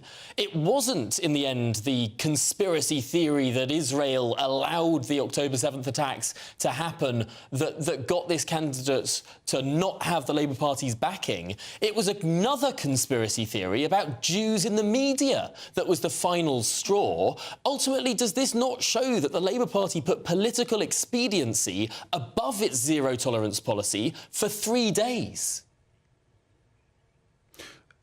They made the wrong call not by not doing it immediately. But look, I can understand that when you're in the heat of a by-election and your candidate is already on the ballot paper and the alternative candidate in that election is someone that you absolutely do not want to see return to Parliament. I can understand why in the heat of that moment you don't make the right call. But I think this is a lesson for that team to make sure that they are always thinking about the country and not about internal political management or day-to-day short-term political management. They have to keep true to what their values and their long-term mission to change the country is. And I think if they can reset along those grounds, then they can start making significantly faster progress. And John, what do you make of the comments by the KC that there's been an inconsistency in how the leadership of the Labour Party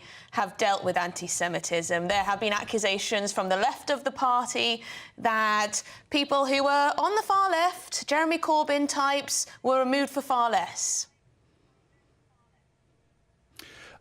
I mean, I do just think that people who were there from who tolerated anti-Semitism and often actually fueled it in the Jeremy Corbyn years need to keep their counsel at this moment. The period through which Keir is and his team are trying to right the Labour Party from. I mean, and there are real imperfections in that, and perhaps, yes, there can be inconsistencies, but they are determined to move away from what was the most shameful period in the Labour Party's history. So if there's going to be a conversation about inconsistency, those people who presided over that era, I think you need to keep quiet about it. Some people might see that as a bit of a deflection. Isn't it possible that both the current leadership of the Labour Party and the previous leadership of the Labour Party have been wrong on this? It's not an either-or. It's not that if one's wrong, one's right, and if one's right, one's wrong.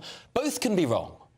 Yeah, I do understand that. But again, I mean, I think they took longer than they should have done to come to the right decision to remove support for the candidate. But I mean, let's be under no illusions. It is a massive deal what that they've done to have a Labour candidate on the ballot before the polls close, facing the opposition that they are, to then formally pull support. It is a very, very major call. It is not quite the same as making the call about a sitting MP in relatively easier times. So I think the comparison is not like for like. I'm not not trying to claim that there is zero inconsistency. I just think it's really important that we don't then think that that this is much of a muchness with what happened under Jeremy Corbyn, which was literally almost destroyed the Labour Party. Now, people who ended up, probably, I'm really pleased, stayed to be able to be there to right the Labour Party when some of us left. But it felt in the balance for a while, and let's not forget how much progress has been made, but this incident shows that there is a significantly more amount to go, both in the Labour Party and actually in communities across Britain. I think one of the main concerns, as you said before, is that this wasn't escalated sooner, that the people in the room didn't think, hang on, this is anti-Semitic and we're going to escalate this. But well, no doubt it won't be the last we hear of it. But Lord Wolney, perhaps better known as John Woodcock, thank you so much for joining us here on Good Afternoon Britain. Yes, and of course, Azhar Ali has since apologised for his comments. And here are the candidates standing in the Rochdale by-election. I'll let you do this one, Tom. Yes, Azhar Ali, of course, still on the ballot as the Labour Party candidate, although not now endorsed by Labour, confusingly. Mark Coleman, Independent. Salman Dunchuk, Reform UK. Ian Donaldson, Liberal Democrat. Paul Ellison, Conservative. George Galloway, Workers' Party of Britain. Michael Howarth, Independent. William Howarth, Independent. Guy Otten, Green Party. Raven Rodent Subatorna, Official Monster Raving Loony. And David Tully, Independent. Well, there you go. Well, now, last night, Rishi Sunak did, of course, face questions from our viewers at our People's Forum in County Durham, where he answered questions on a wide range of topics, including immigration, the NHS and a little bit of tax cuts too. Yes, the Prime Minister also urged disgruntled Conservative voters not to back Reform UK, saying it would only boost Sir Keir's chances of getting the keys to number 10, and insisted his economic plan was beginning to work. Yes, this is despite fears the UK economy could slip into recession when official figures are released later this week. So, how did the Prime Minister perform? Let's speak to... perform, rather, not reform. Goodness me, he doesn't want that word. Absolutely not. Let's speak to someone who's a bit critical of his performance. Peter Whittle, Director of the New Culture Forum, joins us now. Peter... Hi, Tom. You weren't a big fan of what the Prime Minister had to say. Well, I think it was deeply inadequate and superficial. I mean, it's a fact that this country, I believe, is fighting for its survival in all sorts of ways. And the way that he came across was essentially rather like a school head prefect. And what we really need is a very strong leader who basically has the guts enough to say and be honest and say this country is in a very, very bad way, but I'm not going to let it fail. I'm basically going to save it. We don't get that. We get constant justifications in this very technocratic way of what he has done, whatever that might be. I mean, you mentioned immigration there as one of the topics. In fact, it's extraordinary that when we have 750,000 illegal migrants coming to this country every year at the moment, that this wasn't even touched on. This wasn't even touched on. He was allowed instead just to talk about the boats and indeed claim credit for, basically for something which isn't even really his, which is that they've fallen by a third, the crossings. Far more to do with the weather that. We have 750,000 legal migrants. There is no plan in place at all. It seems to me there's no will to actually change that. Peter, what could he have said to show that he understands people like yours concerns about the issue of immigration? You appear fearful about the future. What could he have said? Well, I mean, the fact is, Emily, that, this is the most important issue now for most people in this country. And in a recent poll, something like 51% of people wanted a total halt to migration. The effect it's having culturally, economically, and indeed more and more politically, is immense. So you have a Prime Minister here not even addressing that. Similarly, what you have is over the past, 2 months, we have seen on our streets very alarming hate marches. It's made a lot of people sit up and take notice. Nothing about this. Nothing about the growth of threat of Islamic fundamentalism, for example. Nothing about this. Nothing at all, for example, about the attacks which are growing on free speech. And indeed, what's going to happen under Labour is that, in fact, that will get tighter and tighter in the kind of Peter, legislation. you make such a powerful point about what we've seen on our streets, about the culture in this country, about people who don't perhaps subscribe to British values. But if we look at those who came in the last 2 years, we're looking at over 100,000 Hong Kongers who fled communism. We're looking at over 100,000 Ukrainians who fled demagoguery. We're looking at people who share our values. If we look at the people who are going on what you describe as hate marches, they didn't arrive in the last 2 years. These are people who have perhaps come in decades past. No, look, the fact is that what opened a lot of people's eyes about those marches is the fact that we're seeing the end result of mass migration over, for example, 13 years of Tory rule. I don't think that, even if we've taken people from Ukraine and these countries, I don't think it's deniable in any way, Tom, that in fact there has been a virtual borderless country now for this great amount of time. We are now reaping all the rewards of that. There's nothing from this Prime Minister at all on that. As I said, nothing about the growing threat to free speech. Yeah, you're right. There wasn't quite extraordinary. There wasn't anything about those cultural issues, but that's all we've got time for. Sorry, Peter. Great to speak to you. Peter Whittle, director of the New Cultural Forum. Rather sceptical about Rishi Sunak, to say the least. You know what? I'll say it again. I think Rishi Sunak should have stood up when Mike Freer, MP, was hounded out of office for death threats from Islamist extremists. He should have stood up and said, we will not accept this intimidation from people who do not believe in our values. Yeah, and I think actually Rishi Sunak, as the first Prime Minister from the second Prime Minister from an ethnic minority background, but the first of any recent years from that, perhaps has a unique position where he can say, there are these things called British values, there are these things that we should all sign up to, no matter the colour of your skin. He is perhaps in a unique position where he can make a speech like that and make it very powerfully. Well, returning to the criticism facing Keir Starmer over the Rochdale by-election candidate, here is his speaking a little earlier today. Came to light over the weekend in relation to the candidate. There was a fulsome apology. Further information came to light yesterday calling for decisive action. So I took decisive action. It is a huge thing to withdraw support for a Labour candidate during the course of a by-election. It's a tough decision, a necessary decision. But when I say the Labour Party has changed under my leadership, I mean it. If it has changed, will you then be investigating the other councillors who also joined in with that discussion that were recorded when Mr Ali made those comments in October?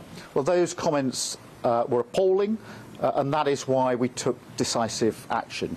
It is virtually unprecedented to withdraw support for a candidate in the way that I withdrew support for this candidate yesterday. That's what a changed Labour Party is all about. And of course, any allegation will be fully investigated by the party. But the important thing is the decisive action that's being taken to make it absolutely clear that this is a changed Labour Party. You didn't actually answer that question, though. There were other councillors who were Labour councillors in that room joining in with that conversation. Will they too be investigated? Any allegation that needs to be investigated will be investigated. And Martin Ford has said that there's a perception that anti-Semitism is being weaponised along factional lines. Do you accept that you have handled previous cases of anti-Semitism allegations in your party differently to the way in which you addressed this case, and aren't you guilty of double standards? I set out 4 years ago to tear anti-Semitism out of the Labour Party. It's the first thing I said I'd do as Labour leader, and to change our party. I've taken a series of decisions along those lines, ruthlessly changing our party, and it's made no difference to me where somebody stands in the Labour Party. The change I brought about is a Labour Party that is now back in the service of working people. Who should Labour supporters vote for in Rochdale, then? The voters in Rochdale will have to determine who they vote for, but I'm not prepared to put forward a Labour candidate unless I think that candidate is fit to be a Labour MP. Okay. No, that's for the audience. Now we're basically saying, Labour supporters in Rochdale, sit on your hands. Yeah. Don't go out and vote. Well, essentially, yeah. He's insisting that the party has changed, that it's taking a strong stance when it comes to anti-Semitism. But it's lots of people are going to be worrying about the state of the Labour Party. To be honest, I felt like I was just being gaslit A little there, bit, a little bit. brazenly lied to. He was saying he took decisive action. He waited 3 days. Yeah. He was told about this story by the Mail on Sunday on Saturday, because they will have gone to print on Saturday night. Yeah. He was told about it on Saturday. He sent his ministers out to the Sunday shows to sit through the grilling that they took, to take all of that sort of accusation of hypocrisy, in my view, an accurate accusation of hypocrisy there, given how he treated some of his own MPs. And then for the whole of Sunday and the whole of Monday, he sent his ministers to defend that position before only then a further accusation of anti-Semitism. Well, this is the thing. Am I right in thinking it was only because the party knew that these further revelations were coming out, which made it absolutely beyond doubt that he was indulging in anti-Semitic tropes? I would have thought that it was beyond doubt to start with, but what was clear there is that the Mail on Sunday held some information back, and any good newspaper does this. If you're going to initially draw a story, we saw this with Partygate, actually. First, it was the drip feed. You get people to deny the first thing, and then you release the next story. And then the fear from the party involved or the individual involved is that there is a further story to come. This is journalism 101. And I am shocked. Surely if this man had the sense, he'd pull out of the by-election altogether. Surely. That would be the decent thing to do. But frankly, I'm shocked that people in the Leader of the Opposition's office, people in Keir Starmer's team, don't know that this is how Sunday papers drop stories. Don't understand that this is exactly what happened over Partygate. Don't understand that this is what's happened over many of these different exposés in the past. You put forward a bit of the story, but you hold some back and see what the person doing does. How many people involved in the Labour Party heard these comments, knew this was what this candidate thought about things? It's a huge question. Didn't stand up and say something? That's what I want to know, because that's how you find out whether there is anti-Semitism still rampant in some corners of the Labour Party. Just extraordinary, And in our he said. politics in general. Decisive action. There's nothing decisive about it at all. It's wavering, wobbling, all over the place. Well, onto something completely different. I'd throw away the key. That's what the mother of Dawn Ashworth says should happen to her killer, Colin Pitchfork. Pitchfork is serving a life sentence for raping and killing her and another 15-year-old Linda Mann. The big question we're asking today, can people be rehabilitated and given a second chance? Can they? Can people like this child killer ever be rehabilitated, or should we essentially throw away the key? Well, delighted to say that joining us now is GB News presenter Patrick Christys and ex-offender turned social entrepreneur Mark Johnson. Mark, we'll start with you. Can people be rehabilitated, particularly of the most heinous crimes? Mark, are you there? Let's turn to Patrick while we wait for Mark's line to resurface. Patrick, you'd take a hard line when it comes to this type of crime. A killer, child killer, should remain in prison for life. Yeah, that's my view. I mean, we have to have a look at what we're not going to do to them, OK? We're not going to make them go and live on an island with other vile monsters like themselves. We're not going to execute them, unfortunately, in my view. We're not going to chuck them down a pit and toss them a bread roll and a bit of water once or twice a week while their victims scream blare out at them on a loop. So the least we can do is keep these people in prison. And there is a mountain of evidence to suggest that these people cannot be rehabilitated. Look at one of the Bolger killers, for example. Look, of course, at what actually happened with Colin Pitchfork, where he was released and then he was recalled almost immediately for approaching young people in a park. We can also have a look at Usman Khan. So he was not a child killer, but he was a terrorist. He went on to actually kill a couple of his caseworkers, for goodness sake, in the Fishmongers Hall attack. There are certain things that I don't think can actually lead to rehabilitation. Radical jihadi terrorism, sex offences against children, and in this case as well, of course, murder. And I just wonder, why on earth would we want to take the risk? And I would ask Ads, if we do manage to get him as well, would he be comfortable with Colin Pitchfork moving in next to him, and if he's got daughters, etc.? If the answer to that is no, then why would he be happy for anybody else to take the chance? Well, let's turn now to Ads Khan. And Ads, what do you make of that? I'm afraid we're struggling to get the line established there. But, Patrick, you raise a pretty forthright point there, as I suppose GB News viewers would come to expect from you. What do you say to people who would say the whole point of prison is to rehabilitate people? Can you possibly give up on people who might have taken a wrong turn in life? Can't people turn their lives around? Raping and killing 2 children is not a wrong turn in life. You don't really come back from that, in my view, Tom. And people say as well, oh, well, it costs a load of money to keep them inside. Well, it costs a load of money to look after them on the outside as well, because they'll never work again. You have to monitor them 24/7. You have to give them a new identity, as has happened with the Bulger killers, for example. Why on earth should the taxpayers be made to pay for that? And why are we in this country so keen on putting criminals' rights first before the victims' rights? I had a very, very interesting conversation with Emma Webber, who is the mother of Barnaby Webber, who was sadly killed by that Nottingham rampage killer, Valdo Calicone. And she said that at every single turn, the rights of the actual killer there have been put ahead of the family's rights and the victims' rights. So in this particular situation, surely we have to look at the remaining relatives of those who have actually been killed and say, what do they want to do? Do they really want to see this guy have any kind of normality so he can kick back, go to a pub at the weekend and watch the football with whatever mates are deluded enough to hang out with him? No, absolutely not. Like I've said, if we're not going to execute them, then the least we can do is keep them in solitary confinement for the rest of their lives. Well, there we go. Strong stuff, Patrick. Ads Khan, Ads, in your view, are we focusing not enough on the rehabilitation element of going to prison? Can people reform? People can reform, but just like Patrick said, when it comes to something as serious as I think everybody can make mistakes and does make mistakes in life, but is it a mistake killing 2 innocent 15-year-old girls and raping them? Does that come down to evilness, or does that come down to some mental condition that we don't have the solution for?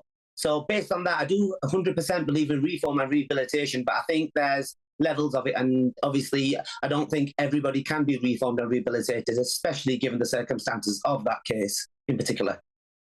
That's an interesting point of view. Do you think that prison as an institution, therefore, is primarily about rehabilitation or primarily about punishment? To be honest with you, I think it has to be a little bit of both, but a rehabilitation, it has to be about punishment, and it also has to be about reform and rehabilitation. And that's something that obviously I actually go into prisons. I've got go into prisons and speak about how you can rehabilitate yourself and how you can change yourself and how you deal with setbacks and how you make comebacks. And obviously, being more sort of a positive mindset focus. So that's what I actually do in prisons. And I do believe in reform and rehabilitation. But something struck me, and that is that 57% of the adult prison population have literacy levels below that of an 11-year-old. And that statistic becomes more than just a number when you're holding letters from people that are actually expressing their gratitude and hope after I've delivered some of my presentations. You see, so I think if we focus on, it's like a house, if the foundation's weak and you've got to build on it, it's going to fall down. So if we focus on ground zero and build up these educational tools, and I'm hoping that with dedication and help, that we can actually move forward in a society that's a lot better. Patrick, last word to you. I mean, there is one way around all of this, of course, and that would be to reintroduce the death penalty to people with certain crimes. And I would not be against that when it comes to some of these people. I will just come back. Those girls who were approached, or young women who were approached by Colin Pitchfork, allegedly in a park, upon his release, they have a right to not be approached by a double rapist and murderer as they go about their lives. We all have a right to not be troubled by these vile individuals. Why on earth are we living in a country where these people can have any semblance of normality? Gary Glitter, of course, another one, obviously not a child killer as far as we're aware, was recalled to prison almost immediately because as soon as he got out, he was looking at things on the dark web, for goodness sake. There is a lot of evidence that certain people cannot be rehabilitated, and we are wasting our time with them. Yeah, I think, Patrick, you raised some very important points, but perhaps there's this delineation we can make between the violent offenders that you've spoken about and non-violent offenders. Perhaps that's where we can reach some middle ground here. But thank you so much, Patrick Christys and Ads Khan, social entrepreneur, for joining us here for this spicy debate. Fantastic. Oof. Well, I think we can all agree, child killers, absolutely not. Stay in there, throw away the key. Well, do you know what? We haven't even... The killers of Brianna Ghey will be out of prison in their 30s. Those sadistic individuals will be out of prison in their 30s, potentially. It's extraordinary. The legal system, the judicial system needs to serve the public more than it does, perhaps. Still to come, the Prime Minister has attacked Labour's plans to introduce VAT tax for private schools. We'll be discussing that with our panel today. will be coming up in just one moment.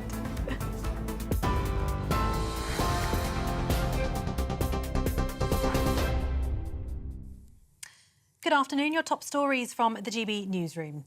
The Labour leader says it was a necessary decision to withdraw support for Rochdale by-election candidate Azad Ali over comments he made about Israel.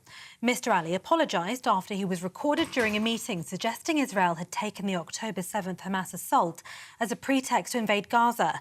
He'll still be listed as the Labour candidate on the ballot paper, as under electoral law it's too late to replace him. But if he were to win, he'll not become a Labour MP. Instead, he'll be independent. Zakir has insisted his party's changed under his leadership. Well, those comments were appalling, and that is why we took decisive action.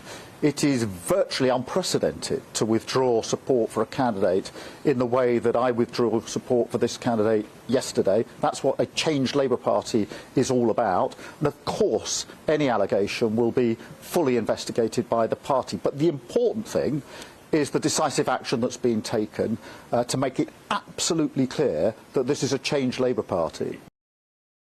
Wage growth has slowed in the UK, with new figures showing it at its lowest level for more than a year. The ONS found job vacancies also fell back once again as Britain's job market cooled. On average, regular pay excluding bonuses fell to 6.2% in the last 3 months of last year compared with the same period a year before. It's the slowest growth since October 2022. However, after taking price rises into account, pay went up by 1.9%. King Charles has returned to London after travelling from Sandringham by helicopter. His Majesty had been staying at his country residence following his first cancer treatment. He's postponed all public-facing duties but is continuing with behind-the-scenes work on his red boxes of state papers. The Queen has been carrying out her royal engagements and last week said her husband was doing extremely well under the circumstances. For the latest stories, sign up to GB News Alerts by scanning the QR code on your screen, or you can go to gbnews.com/alerts.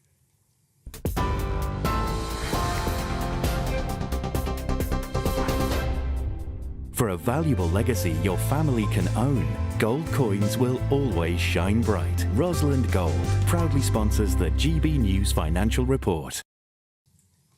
Here's a quick snapshot of today's markets. The pound will buy you $1.2681 and 1.175 euros.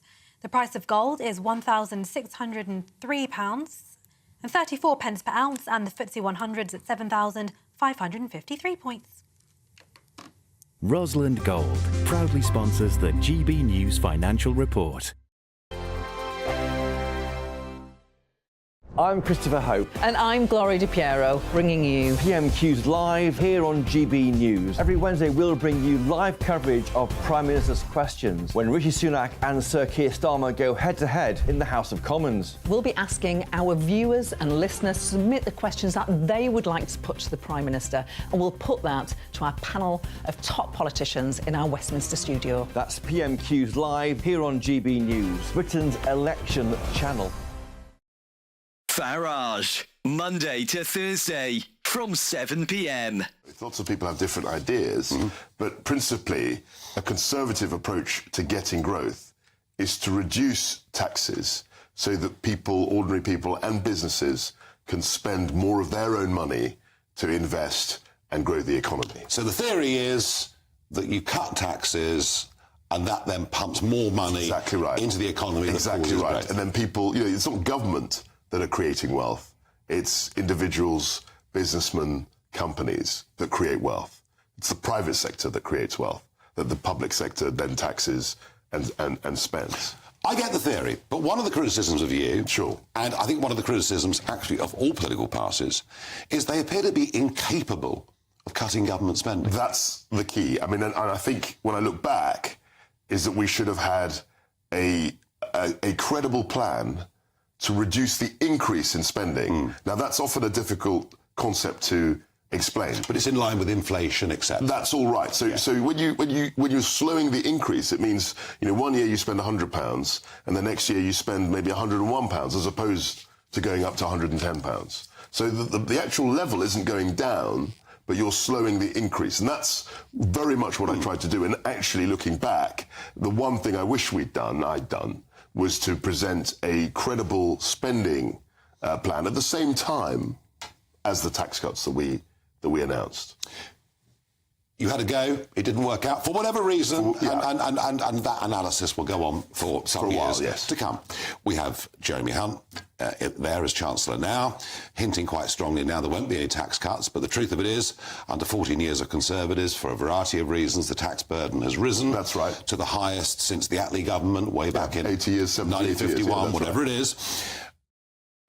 2024, a battleground year. The year the nation decides. As the parties gear up their campaigns for the next general election. Who will be left standing when the British people make one of the biggest decisions of their lives? Who will rise? And who will fall? Let's find out together. For every moment, the highs, the lows, the twists and turns. We'll be with you for every step of this journey. In 2024, GB News is Britain's election channel.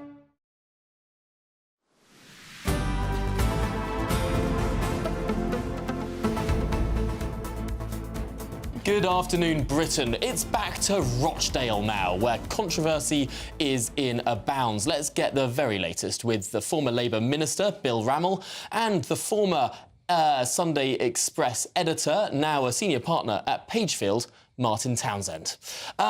Bill, we'll start with you. You spent years as a Labour MP, indeed years as a Labour Minister too. Keir Starmer's messed this one up. Well, we've reached the right decision, but it took too long to get there. But there is context. Ali, the comments he made initially that we reported, completely wrong, but he immediately fell on his sword, apologised, and interestingly was backed by people like Louise Ellman, a very respected former Jewish Labour MP, who said in her experience he was a strong supporter of her and other Jewish colleagues. Isn't this the criticism that people on the left of the Labour Party have?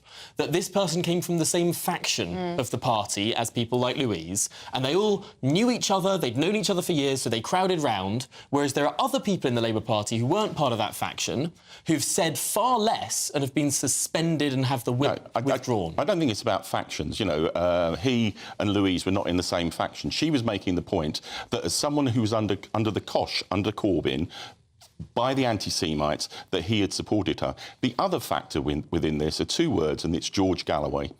George Galloway is a repugnant, obnoxious individual who specialises in mobilising hate amongst Muslim communities.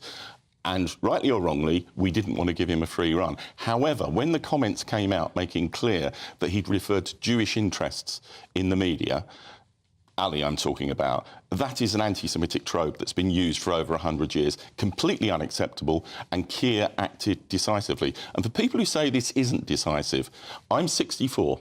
I first started campaigning at the age of 18, 19. I cannot recall a political party disowning a by-election candidate in the midst of the by-election. That's what we've done, and it's the right decision.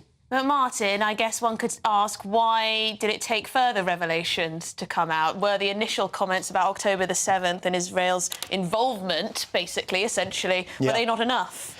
Well, this is the problem, and I think this raises questions about Keir Starmer's gut instinct, which I think is really important in politics, is to have a gut instinct when something's wrong or something's right. It was obviously wrong right from the get-go, and it's not good enough for Keir Starmer to say this morning that he acted decisively, because he didn't. He didn't act decisively. If he did act decisively, he would have suspended him straight away. You know, that's how it should work. The comments he made were absolutely disgraceful. And all the arguments about George Galloway, with all due respect to Bill, completely irrelevant as far as I'm concerned. This was the wrong guy, and he shouldn't have been actually put in there in the first place. They should have done their homework, I think. Personally. It does really raise some big questions about the whole pitch of this year's election. So Keir Starmer's saying that the Labour Party has changed. What Rishi Sunak said last night on this channel was scratched beneath the surface, and has it really? No, I don't think it has changed. I think there's still a very toxic seam of anti-Semitism in the Labour Party, and we've seen it this week with these comments. And you know, you scratch it a bit, and there it is again. So I agree with Rishi Sunak on that. I think Keir Starmer would love to change it. I just don't think he's a strong enough leader to do so, as he's proved this week, and B, it runs a lot deeper than he thinks, I think. I really don't genuinely think that that is fair. You know, Keir has rooted out anti-Semitism within the Labour Party. You know, he's removed Corbyn from the scene. He responded He's removed it when it's been politically convenient for him to remove it. People who opposed his leadership, he was very happy to say, you're an anti-Semite, get out. But people who supported his leadership, he's suddenly going, oh, no, he's apologised, it's fine. No, that's not what he's done. And if you think it was easy removing Jeremy Corbyn as a Labour MP, that's a million miles from the truth. I don't think, however, this is about gut instinct, Martin. If I am balanced and fair, the criticism I would make is that Keir too often spends too long reaching a decision. And I think this is an example of that. And whilst you can do that in opposition, you most certainly can't do it in government. And I hope the lesson that he's learnt is that you need to make the decisions quicker. Right decision, decisive decision, but should have happened sooner. But that is about gut instinct, ultimately, is it? That it is about gut instinct. I mean, if he gets into power... It's not gut instinct, it's the way you make decisions. Yeah, but you know instinctively when something's right or wrong. You do know that straight away. And it's not like he was umming and ahhing on Sunday, on Monday. And he said, look, he's apologised, that's the end of the matter, we're moving on. It wasn't, do you know what, I'm still thinking about this. It was, look, he's apologised, that's the end of the matter. And then new information comes, and then he has to make a further U-turn. It's a U-turn, not a long, laborious decision-making process. I think Ali was being given the benefit of the doubt, given the context at that stage. But what you need to do in politics is see and think round corners, and that didn't happen in these circumstances.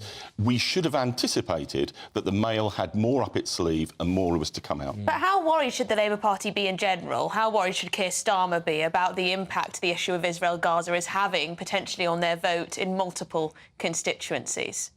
Well, it's a huge concern. Of course, it must be a huge concern. But just to pick up on that point, you know, I think ultimately with this, with anti-Semitism generally, and we have a big problem with anti-Semitism in this country at the moment, and it's really, really dangerous.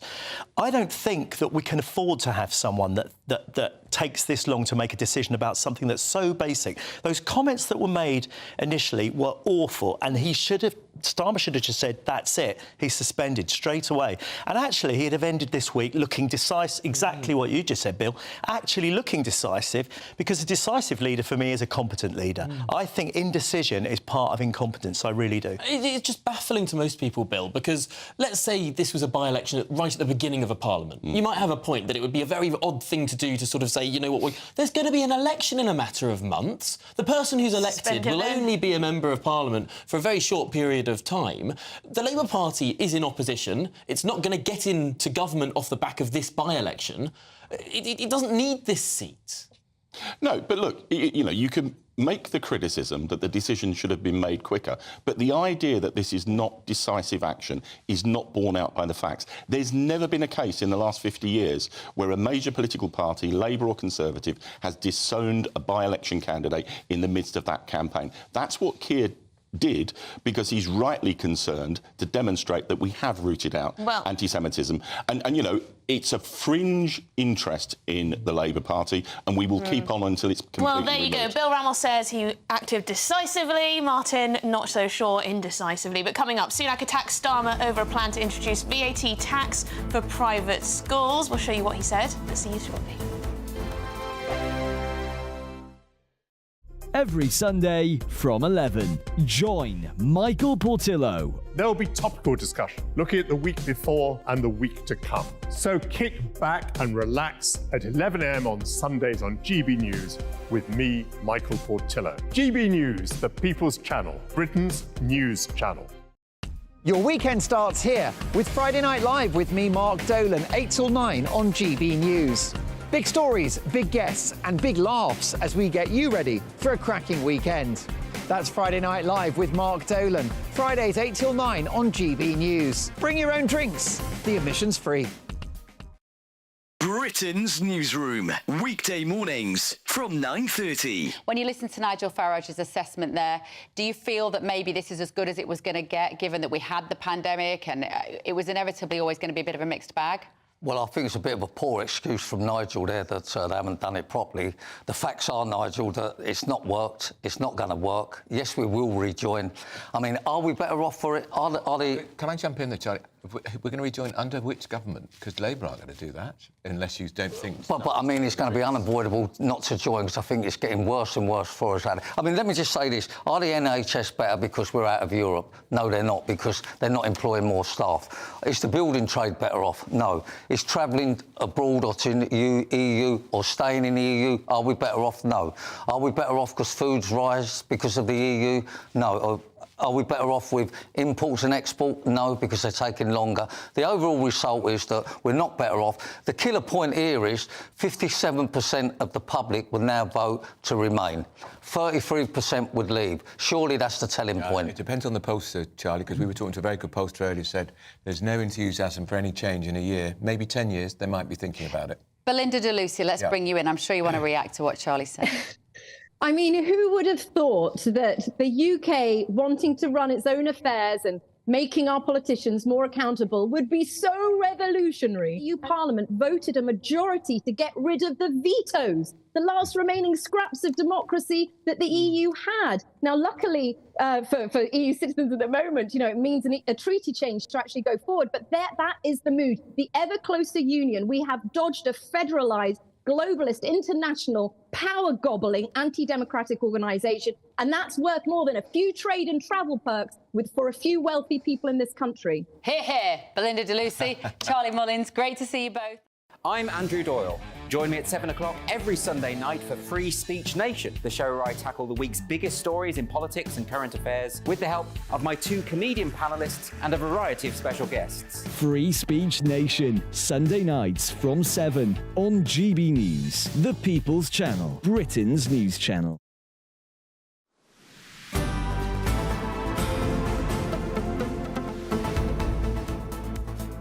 Well, last night at the GB News People's Forum, Rishi Sunak said that Keir Starmer's private school jibes at him were un-British. Let's take a listen.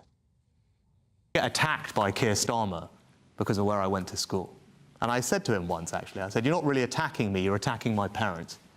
And you're attacking everybody like them that works hard to aspire for a better life for them and their family. I think that's wrong. I don't think it's British, and that's not the type of country that I'm going to build. Wrong, un-British and not the kind of country that he wants to build. Well, let's dissect that. We're joined by the former Labour Minister Bill Rammell and indeed by the former editor of the Sunday Express and senior partner at Pagefield, Martin Townsend. Martin, is it un-British to attack where someone went to school? I'm not sure what it means by un-British, I'll be honest with you. I think it's very unfair, and I don't agree with it at all. I don't honestly care where anybody goes and is educated. I think, you know, the important thing is you had an education. People have great state education, they have great private educations. I don't particularly like this people being attacked because they went to private school or attacked because they went to Eton or wherever it might be. I just don't agree with that. It's a very British thing, though, isn't it, Bill, to slag someone off for their schooling? No. It is. There is an element of that in British society, but this was a legitimate criticism. What Keir was highlighting was the fact that we're committed to removing VAT on school fees, a policy, by the way, supported by... putting VAT on school fees? Yes, sorry, putting VAT on school fees, a policy, by the way, that's supported by over 2/3 of the British electorate. And it's not... You know, you're not excluded from public office if you're privately educated. You know, Tony Blair, in my view, the best Prime Minister we've ever had, was privately educated. But it's part of a pattern with Rishi Sunak. Privately educated, hugely, colossally wealthy, £529 million. Wife previously... He wasn't born with £520 million or whatever it is. Most of it's inherited. Not from his wife. From his wife. His dad was a GP. He married well. Married well. And, you know, his wife, for a number of years, claimed non-dom status. All of that is part of a pattern about where someone comes from and how in touch they are with ordinary people. And I think that's legitimate criticism. Martin, do you think perhaps it's a little tone-deaf to say that... essentially suggest that people who don't do as his parents did aren't necessarily aspirational for their children? Did he suggest that? Well, he said, by attacking me on my schooling, you're attacking everybody like them that works hard to aspire for a better life for them and their family. Well, actually, he was attacking the schooling, not people who aspire for a better life. Yes. Now, I don't like Keir Starmer's attacks on private schools, but it can be read that way. Do you know what I find astonishing about this whole debate is with all due respect, Bill's arguing that the Labour Party have changed over the anti-Semitism, anti-Semitism business. That's not true. And it's not true that they've changed on this either. This is class envy. Yeah. This is class envy, and that's what Labour specialise in. They're always envious of people that have got on in life. And that's a real turn-off. People might, however, whatever percentage it is, support this VAT on private schools. That's going to drive ordinary people that want to send their kids to private school away from private schools. It's going to put pressure on the state system. And it's straightforward class envy from Labour, as it always is. Yeah, it's not pragmatic. And envy of aspiration.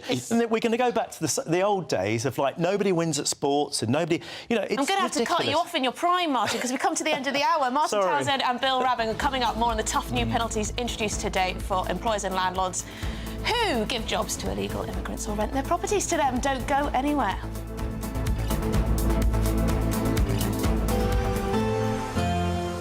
A brighter outlook with Box Solar, sponsors of weather on GB News.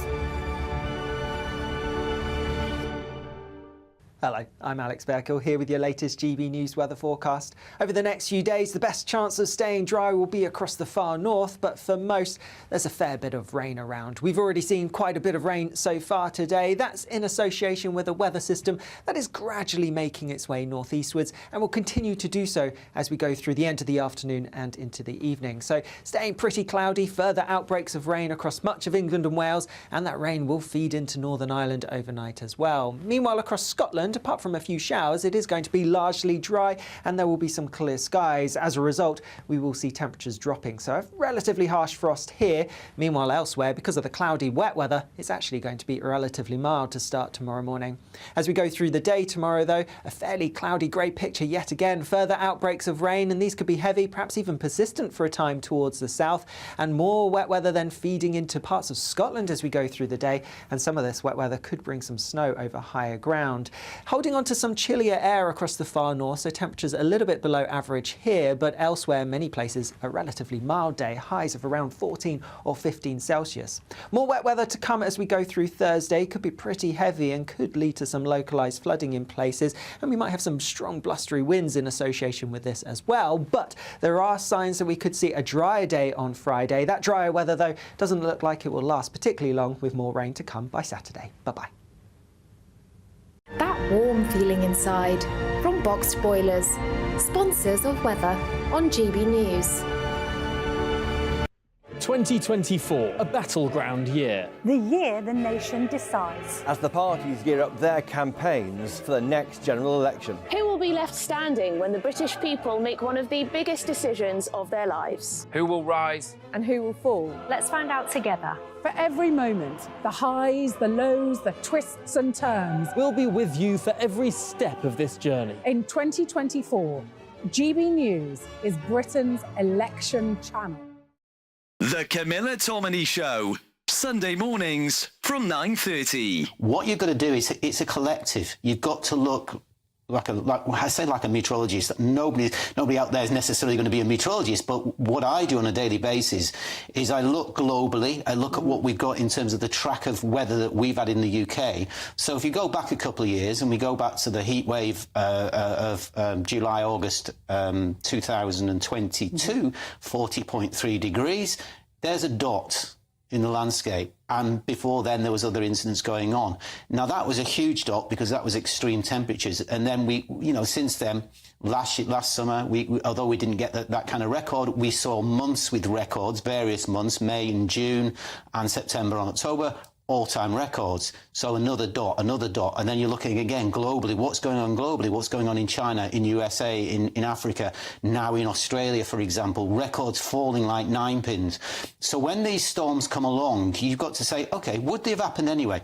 The answer is probably yes, they probably would have done.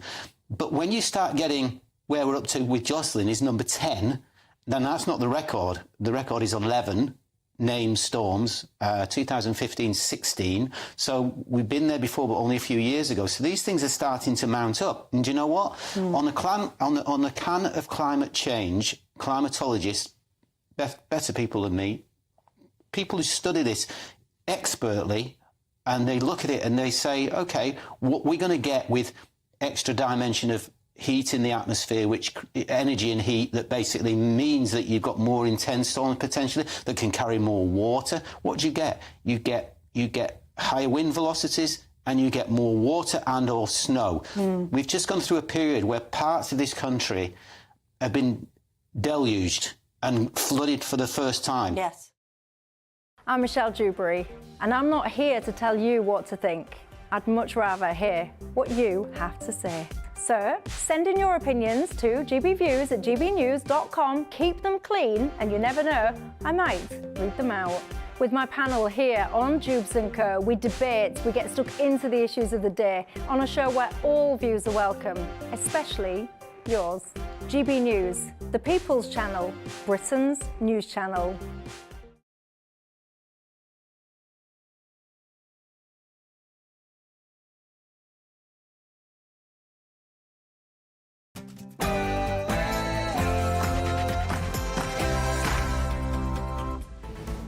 Good afternoon, Britain. It's 2 o'clock on Tuesday, the 13th of February. Labour in chaos. Keir Starmer has defended his decision to suspend Labour's by-election candidate in Rochdale following an anti-Semitism row.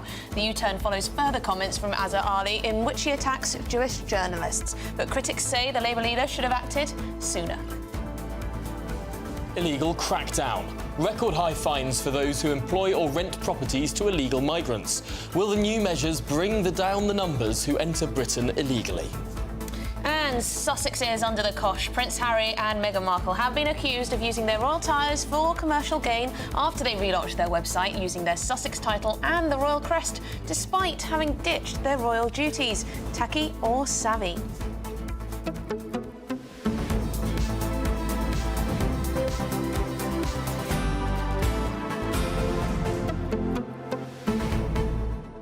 Well, we had a bit of a ding-dong earlier in the show about whether prison is for rehabilitation or whether it's for punishment. Now, this relates to Colin Pitchfork, the serial rapist and child killer. Yeah, and when you put terms like that in front of a name, you just think, how can someone like that ever be released into society? And I do think there is a serious question that we need to ask about whether some people are just broken in the minds and should always be kept separate from society. Now, I'm of the view that, to be honest, what is the role of prison? It doesn't necessarily even have to be about punishment. It just has to be about separating dangerous people away from society. Keeping them away from the rest of us. I don't particularly want a child killer living in next door. Let him bounce around in a bouncy castle as long as it's in a secure area and the door's locked and he can't get out. No, I mean, he can't have a bouncy castle. What are you talking about, Tom? I don't care the condition in which he's kept. I don't care, as long as he's not out in society. The only focus of prison, in my view, for people like that, is to separate an individual from the rest of society. What about punishment? I mean, you can make up any determination of what you want punishment to necessarily look like, but what I'm saying is it's immaterial to the purpose of prison. It's not about rehabilitation. And it's not about punishment, it's about separating dangers from the rest of society. That's my view of prison. Yeah, that means that a child killer should never be up for parole and allowed out. Yeah. So there you go. And Leslie agrees that, in her opinion, all crimes against children should mean a life sentence. Terrorists also, she says, cannot be rehabilitated and deserve top-of-the-range prison sentences. That's one way of putting it. So there you go. Others have said they'd like to see the death penalty return. But there you go. Let us know what you think. gbviews@gbnews.com. But it's your headlines.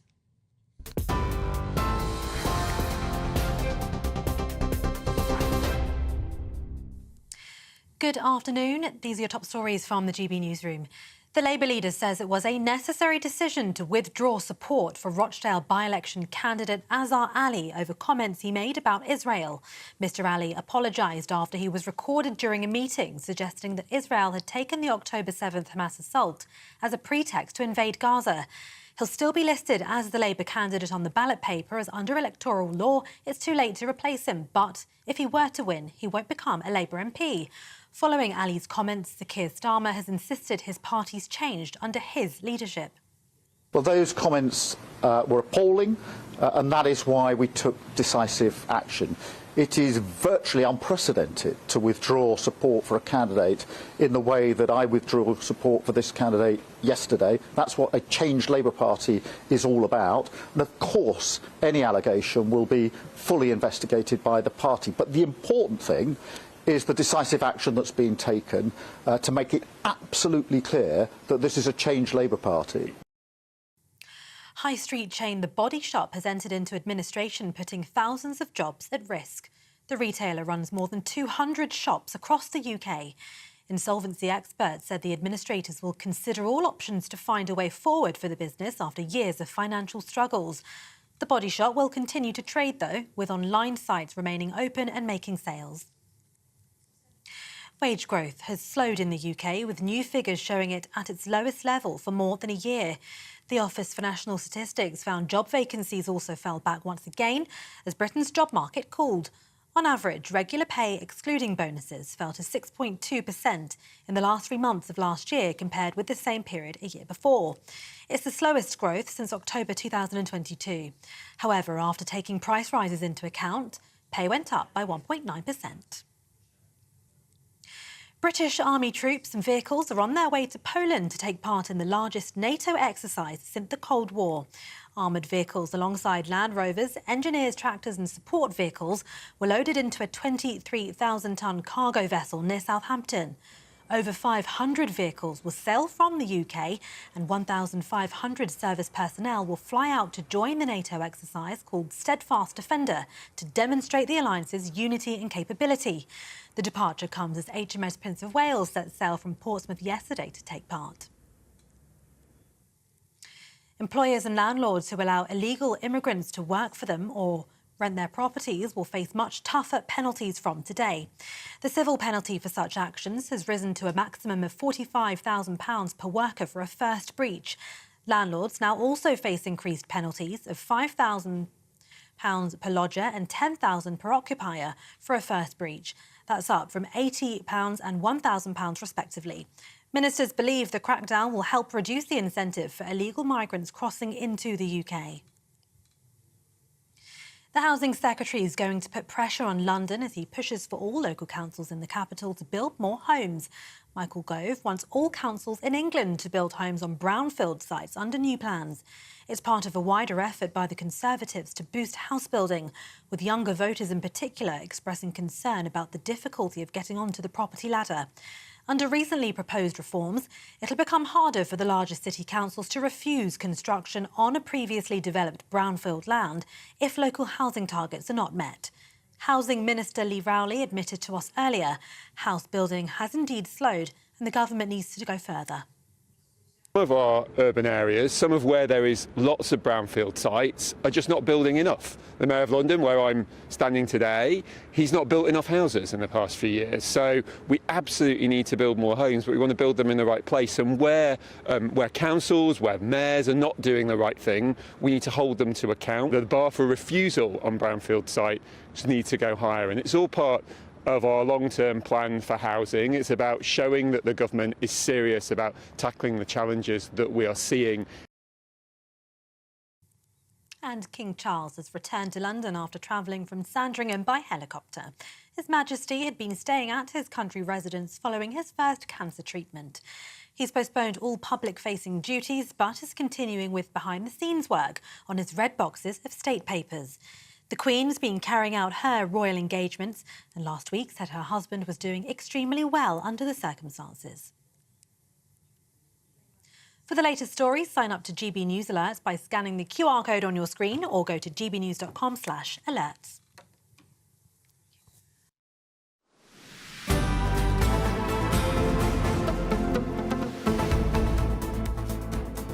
Good afternoon, Britain. It's 8 minutes past 2 and I have you a television exclusive with regards to that Rochdale by-election. Something that, frankly, the Labour Party should have spotted and failed to do so. The Labour Party's now disowned candidate had posted a photograph on his social media in 2015 shaking hands with the then Respect Party MP, George Galloway. George Galloway at the time was a very controversial figure. He had defeated Labour in a by-election only a couple of years before this point, and he had defeated the Labour candidates and other candidates, accusing them of lacking Islamic values. It was said at the time that George Galloway ran on a platform of being more Islamic than his Muslim opponents. And here we see this Labour councillor at the time, then became the Labour candidate for this by-election, now disowned by Labour, boasting of his association with George Galloway at a seminar he says was on Say No to Terrorism. There we have it, the former Labour candidate shaking hands with George Galloway, something that had the Labour Party known about, you'd surely think they would have thought this was not a man who was suitable to be a candidate, especially in a by-election. Absolutely great spot there, Tom. Red flag much for the Labour Party when they were looking at picking candidates? George Galloway, all happy to see you? It's extraordinary, especially given George Galloway is standing in this seat. Any association with George Galloway would throw up a red flag. There are Labour candidates who have been removed from the Labour candidates list from liking tweets from Caroline Lucas. Now, Caroline Lucas, of course, stands against the Labour Party, is opposed to the Labour Party, but I think people would say is perhaps less toxic in our political culture than George Galloway. And if candidates have been stood down for liking tweets from Caroline Lucas, but not stood down after shaking hands and boasting of associations with the then Respect Party MP George Galloway, it raises huge questions. Yes, and we'll have to look into what exactly that event was there. Say No to Terrorism. Find out a little bit more about what exactly that event was all about. Let's speak to GB News political correspondent Olivia Utley. Olivia, thank you very much for joining us. Tom just showed us this tweet from 2015, pictured Azhar Ali, of course, the Labour candidate for Rochdale, smiling and shaking the hands of George Galloway. Well, absolutely. I think that tweet that Tom's unearthed makes things even more embarrassing for Keir Starmer. This has really been an extraordinary 48 hours in politics. Just 2 days ago, Keir Starmer was defending Mr Ali, saying that he had the support of the Labour Party, even when Labour members, Labour Jewish groups were saying that they would not campaign in Rochdale for Mr Ali, following his comments suggesting that Israel essentially put a green light on the Hamas attacks of October the 7th in order to do whatever they wanted to in Gaza. Those are abominable comments. And finally, last night, Keir Starmer withdrew his backing. Now, why did it take him so long? Well, one reason, of course, is that it is now too late for Labour to put someone else on the candidates list. Nominations have already closed, which leaves us in the very strange position where Mr Ali, despite Labour having formally withdrawn their support from him, will have the Labour logo next to his name when Rochdale voters go to the ballot box on Thursday. But if he does get elected, he won't have the Labour whip.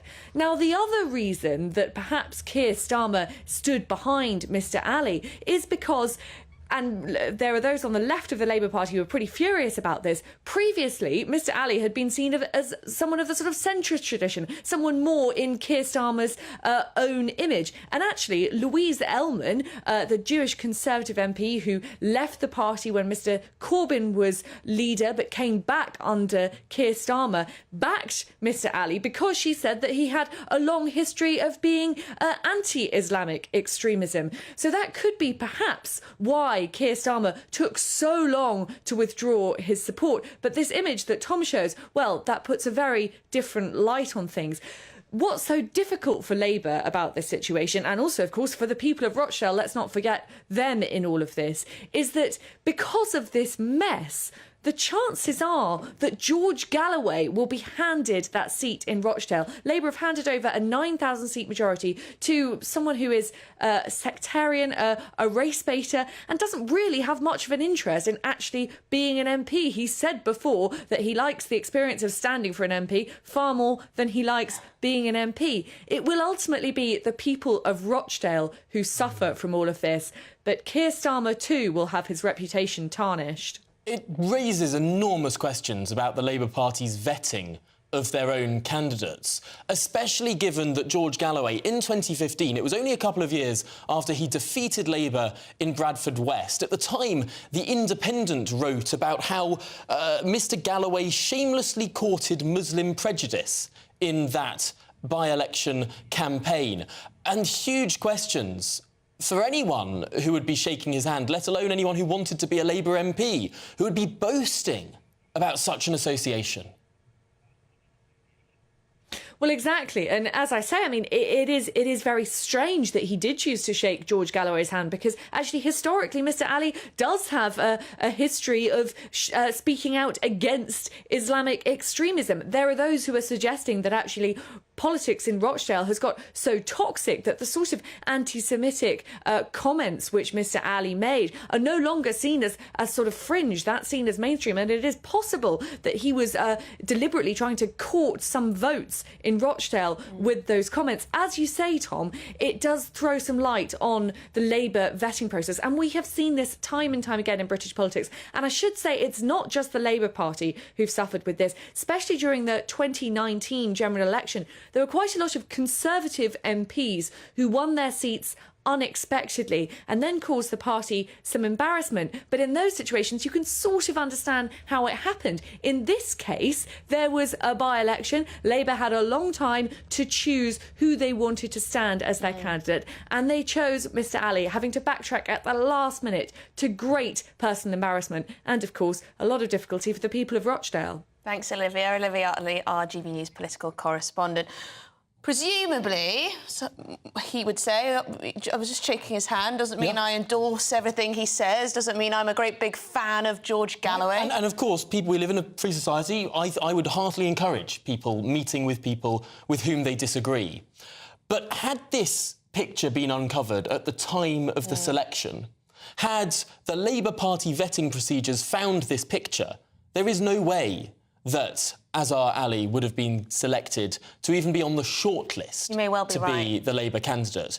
It does spark these questions about Labour vetting, because after all, if you want to be an MP, there are questions about your associations and your judgment. And the fact that you'd post pictures smiling away with someone who had run such a vicious campaign against the Labour Party only a couple of years earlier raises huge, huge questions about that judgment. Well, yes, and some of us are often astonished by the calibre of some of the candidates in all parties, perhaps. But earlier today, when asked whether he believed that he had dealt with other cases of anti-Semitism differently than the Rochdale by-election candidate, this is what Keir Starmer had to say. Out 4 years ago to tear anti-Semitism out of the Labour Party. It's the first thing I said I'd do as Labour leader, and to change our party. I've taken a series of decisions along those lines, ruthlessly changing our party, and it's made no difference to me where somebody stands in the Labour Party. The change I brought about is a Labour Party that is now back in the service of working people. Keir Starmer speaking there, and of course Azhar Ali himself has apologised for his comments. But these are the candidates standing in the Rochdale by-election. Yes, Azhar Ali, Labour Party, Mark Coleman, Independent, Simon Danchuk, Reform UK, Ian Donaldson, Liberal Democrat, Paul Ellison, Conservative, George Galloway, Workers' Party of Britain, Michael Howarth, Independent, William Howarth, Independent, Guy Otten, Green Party, Ravin Rodent Subordinate, Official Monster Raving Looney, and David Tully, Independent. There you go. Well, let's move on now, because I'd throw away the key. That's what the mother of Dawn Ashworth says should happen to the killer of her daughter, Colin Pitchfork. Yes, Pitchfork is serving a life sentence for raping and killing Dawn, as well as another 15-year-old named Linda Mann. So the big question that we're asking today, can people be rehabilitated, however heinous the crime, and given a second chance? Well, joining us now is the former prisoner and social campaigner Winston Davis. Winston, thank you so much for making the time for us today. First of all, the biggest question that we're going to have to ask you on the front of it, can people change? Can people reform no matter what they've done? Well, I'm living proof of it. You know, 15, 16 years ago, I got caught with a car full of cannabis and I was rightfully sent to prison. I learnt from my ways. I got trained. I now run a heating company. I'm a chairman of a charity that's helping young boys to not go down that route. And I'm living proof that rehabilitation can work, 100%.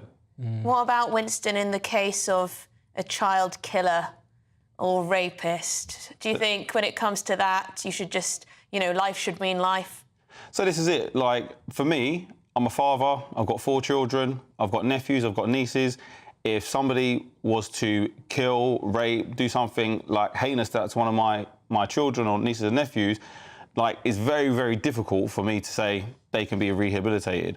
And if it's personally, I'm like, well, yeah, throw away the key.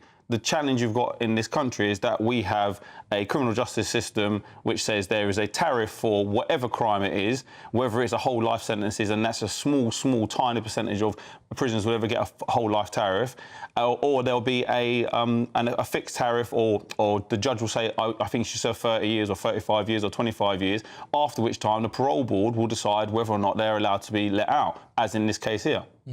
Frankly, Winston, it sounds like what you were convicted for was what some might describe as a non-violent offence. And in many ways, many senior politicians, many members of the cabinet, had they been caught and had the same sort of criminal justice system applied to them as it did to you, perhaps they would have been behind bars as well. Of course, we know in the 2019 Conservative leadership campaign how many people admitted to smoking cannabis lattes and all the rest of it. But is there this fundamental difference between violent crime and non-violent crime? Well, yeah, just to touch on that, I think there was cocaine found in Parliament, wasn't there? So, you know, so it's still people are still using it even in those places like that. But the average prison sentence in this country has increased 50% since 2012, 2022. It was a 14-month sentence in 2012. That's now gone up to 22 months in 2022. So the average sentence is fairly small. You know, I got 36 months, still a very small sentence. So the average in this country is small, but you're talking about two polar opposites here. And if you're talking about non-violent crime, you're talking about low-level crime, we are busting at the seams, the prisons are overcrowded, the probation service cannot cope with the amount of cases they've got, particularly then when you're talking about serious crime, they can't manage them. Yeah, frankly, Winston, does it work to put someone in for a very short amount of time? Frankly, sometimes this can be a sort of university of crime, can't it? If someone's arrested for something that's relatively low level, they go into prison for 6 or 12 months, they meet lots of other criminals, they're out and then back doing petty crime again. Yeah, I mean, look, again, it's down to our psychology and our mindset on crime, and particularly talking about drug crime in this country. We've had a 50, 60-year war on drugs here. Hasn't worked. People are using more, they're getting locked up for more time. And actually, do you know what? If you look at that, just in that one particular case there, we were looking at non-violent criminals, either having a community sentences or even the government taking control of that whole industry and taxing it and regulating it so they actually take the money out of the gangs, and actually then you can use that to then enforce the sentences, give better resources to prisons, to probation services for the more serious criminals who are a threat to our society. I think people would find something else to trade, but I take your point. Winston Davis, former prisoner and social campaigner, great to get your insight on that question. For me, it just comes down to the victims and the families of the victims. I can't imagine hearing that the killer of my child could be up for parole, could be given back his freedom. Absolutely not. No. Makes no sense. When it comes to lesser crimes, there's much more of a, an argument. I think the average rehabilitation and letting people out. would absolutely agree that for the most heinous crimes there should be the most heinous sentencing, but for the crimes that perhaps don't have a direct sort of violent victim, it should be a very different kettle of fish. I do think if it's not drugs, it'll be something else, but there you go. Coming up, why Prince Harry and Meghan have once again been accused of using their royal ties for commercial gain. You're watching Good Afternoon Britain on GB News, the People's Channel.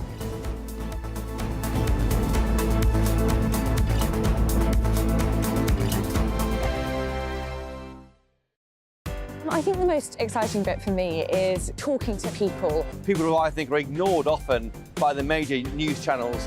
We're going to give news they want to hear. There's a voice there that needs to be heard. I think there's a chance here for a diversity of opinion to be expressed, which you don't find elsewhere. It's really exciting. We don't hold back. We're free to say how decisions that are taken here affect us all around the country. Only on GB News, the People's Channel, Britain's news channel. Good afternoon, Britain.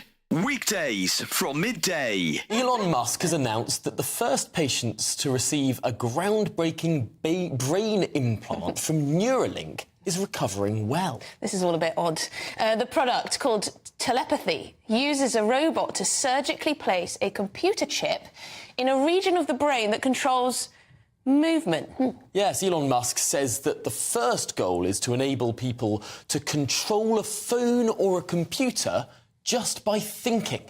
He says that initial tests show promising signs of brain activity, meaning that patients with paralysis could one day overcome their conditions. Not sure about this one. Joining us to discuss this breakthrough is applied futurist Tom Cheesewright. Tom, this sounds, well, slightly terrifying. I certainly think a lot of people will be thinking this is something out of a sci-fi horror rather than reality. But this is a technology that's been a long time coming. We've been developing direct brain-computer interfaces for a long time, mostly for the sort of therapeutic reasons that are the initial goal, at least, of Elon Musk's Neuralink, to allow people who are perhaps quadriplegic to have direct control via their brains of initially a smartphone and maybe ultimately artificial limbs or a wheelchair. It does seem fascinating how quickly this technology is moving on. I saw demonstrations perhaps a year or two ago of people playing a very simple Pong game just by thinking, moving sort of one line on a screen up and down.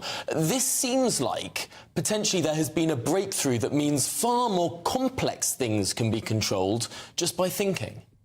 Well, there's lots of different aspects to this technology. The initial attempts to interface with the brain used actually quite thick prongs almost that went into the brain, and they were quite solid, and so if the brain moved, they could potentially cause damage. I'm Christopher Hope. And I'm Gloria DiPiero, bringing you PMQ's Live here on GB News. Every Wednesday, we'll bring you live coverage of Prime Minister's questions when Rishi Sunak and Sir Keir Starmer go head-to-head in the House of Commons. We'll be asking our viewers and listeners to submit the questions that they would like to put to the Prime Minister, and we'll put that to our panel of top politicians in our Westminster studio. That's PMQ's Live here on GB News, Britain's election channel.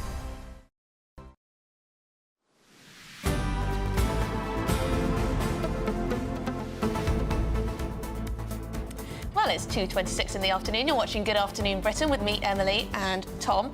Now, Prince Harry... Checking if I was there. Checking if he's still there. Checking if you're still there. He is.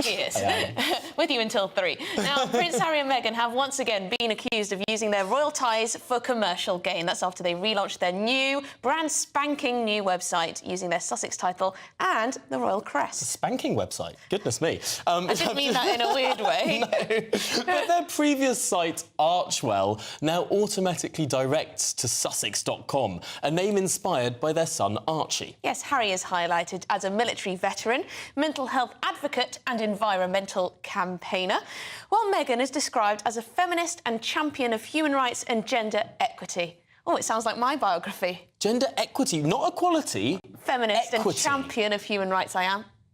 But equity is a very different thing from equality, and that's well, we'll get into that later. But let's bring in the royal angle now with our royal correspondent Cameron Walker, because a lot of people might be asking, these are people who walked away from the royal family and are now using their titles and the fact that they're prince and princess, that's sort of all across the website. It's almost like they haven't walked away from the benefits of being in the royal family. Well, that is certainly the accusation, Tom. I think what's got people really upset today is the use of the royal crest, which was a gift from Queen Elizabeth II to Meghan following her wedding, which is, of course, on the front page of the very glossy new website, and the fact that they continue to use, and clearly want to publicly use, the names and titles of themselves, the Duke and Duchess of Sussex, but also their two children, Prince Archie and Princess Lilibet. As you said, they stepped back as working members of the royal family. At the time, they wanted essentially nothing to do with working royals. They wanted to be private individuals to pursue their own commercial endeavours.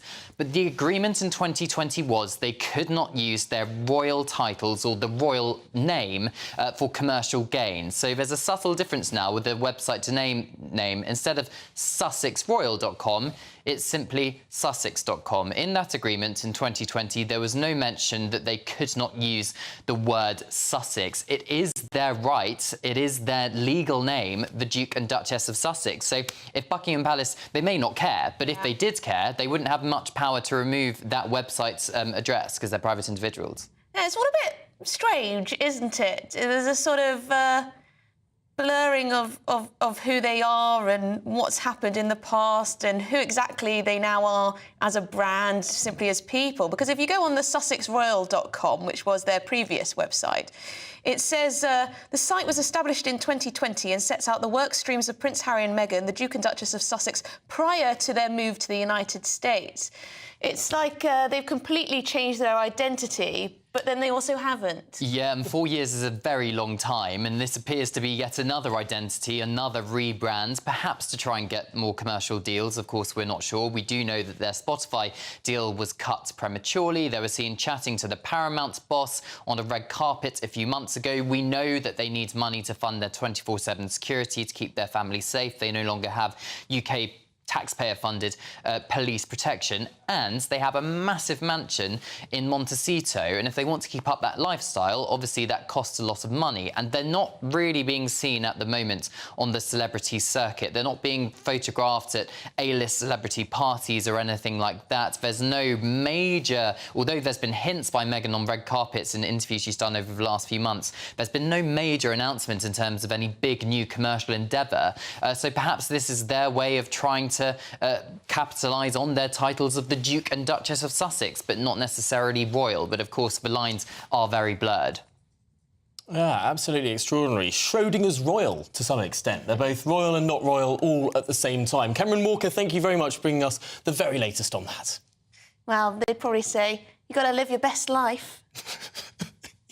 I like how you shook your shoulders. You've got to live your best life. Don't you imagine Prince Harry and Meghan saying, I can absolutely imagine them doing that. Yeah? No, you should do parties. You should do weddings. That's all about feminism. Yeah, no, you could. It's an immaculate impression. Well, thank you very much. Coming up, we're going to be discussing quite a shocking story here. Jewish theatre goers were hounded out of a comedy show in Soho in central London. We'll give you the details.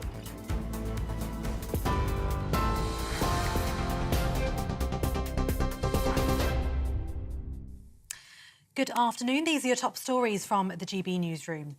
The Labour leader says it was a necessary decision to withdraw support for Rochdale by-election candidate Azhar Ali over comments he made about Israel.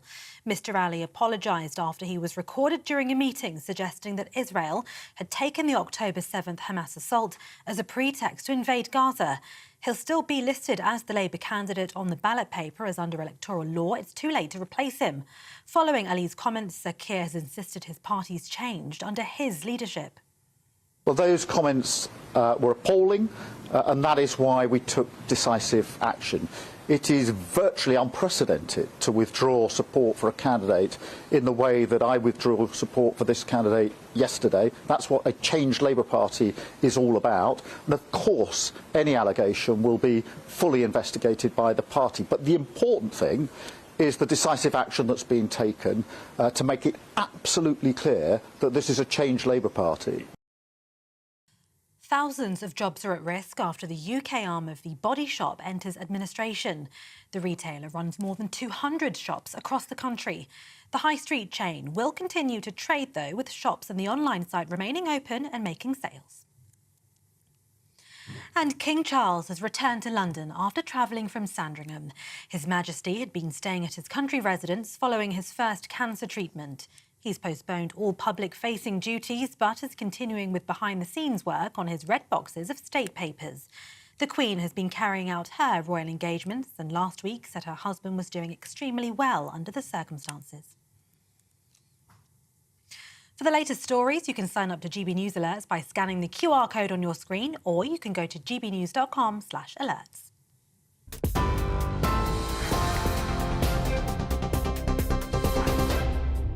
For a valuable legacy your family can own, gold coins will always shine bright. Rosalind Gold proudly sponsors the GB News Financial Report.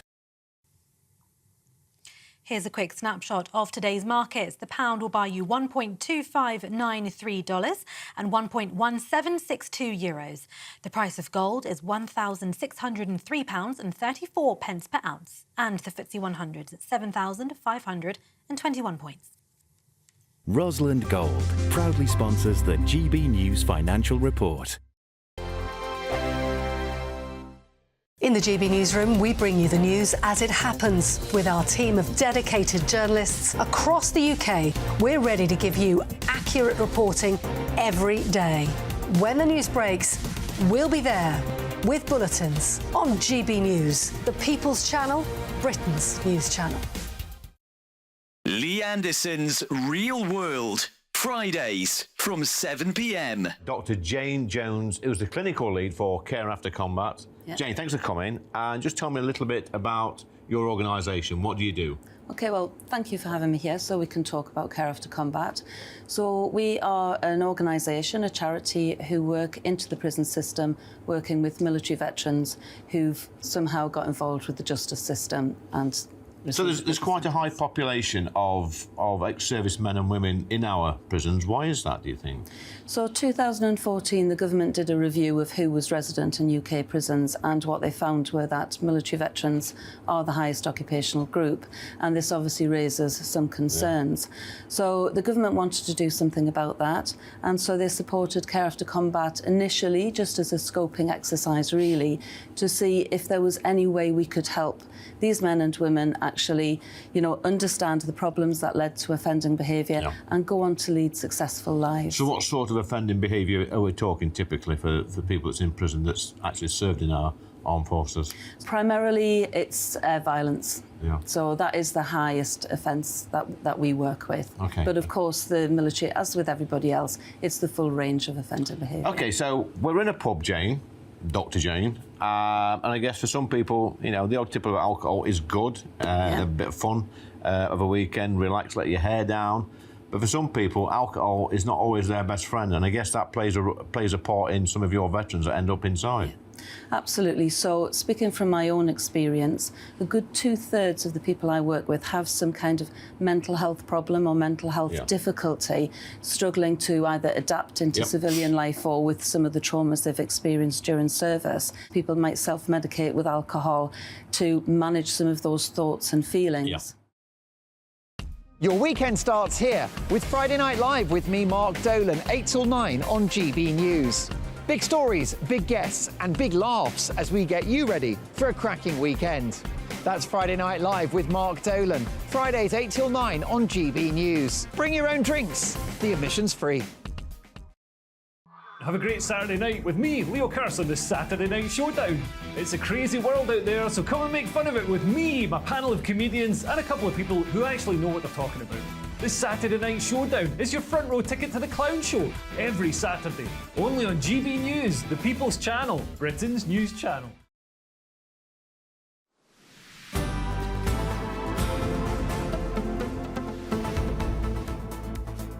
Good afternoon, Britain. It's 36 minutes past 2. And joining us here is the former Labour Minister Bill Rammell and the former editor of the Sunday Express and senior partner at Pagefield, Martin Townsend. Now, gentlemen, I want to show you this photograph that we've found, this tweet from the now disowned Labour candidate, Azhar Ali. This was a tweet sent in 2015 where he shares a photograph of himself shaking hands with the then Respect Party MP, George Galloway. Bill, let's start with you. I'm just amazed that the Labour Party vetting process didn't pick this up. Well, I think there are questions for the Labour Party vetting process. Had that come out, then I don't think we would have selected him as a candidate. And, in my view, I choose my words carefully, Galloway is scum, and I would never shake his hand. However, when you start trawling through people's social media feeds, I've shaken hands with countless thousands of people, and who knows what people, and, you know, your political opponents as well. So taking it out of context, I think we just need to be careful. But it's strange that he would wish to share it with his following if he was looking then to get on with a Labour ticket. But, Martin, is shaking the hand of George Galloway back in 2015 enough to get you off the Labour list? I would have thought so. And again, it does come down to that careful vetting thing. I mean, it's open season on this guy now. There's all sorts of stuff going to come out over the next few days. And obviously, this is just the beginning of it, I think. It's turning into a major problem for the Labour Party, this story, I think. So I can see it rumbling on into the weekend, frankly. Well, we've got much more to cover in this segment, so we'll leave that there. But again, that was a picture that candidate had shared of him shaking hands with George Galloway. But it's also to do with accusations about anti-Semitism, over anti-Semitism in society at large, because a theatre in central London, the Soho Theatre, has apologised after Jewish audience members were made to feel unsafe and threatened after comedian Paul Curry said to have pulled out a Palestinian flag and yelled, "Get out at a man who didn't want to do the same." It's a pretty bleak story that a theatre in central London, there is a strong Jewish community in London, of course, and people are genuinely feeling unsafe and targeted, frankly. Bill? This story made my blood boil. You know, I believe in a two-state solution. I believe in the rights of Palestinians. But this extremist behaviour on the fringes of society that says Palestinians totally right, Israel totally wrong, is a million miles away from the solutions that we need. You know, if we're going to get peace in the Middle East, it's going to involve compromise, it's going to involve give and take, it's going to involve listening to each other.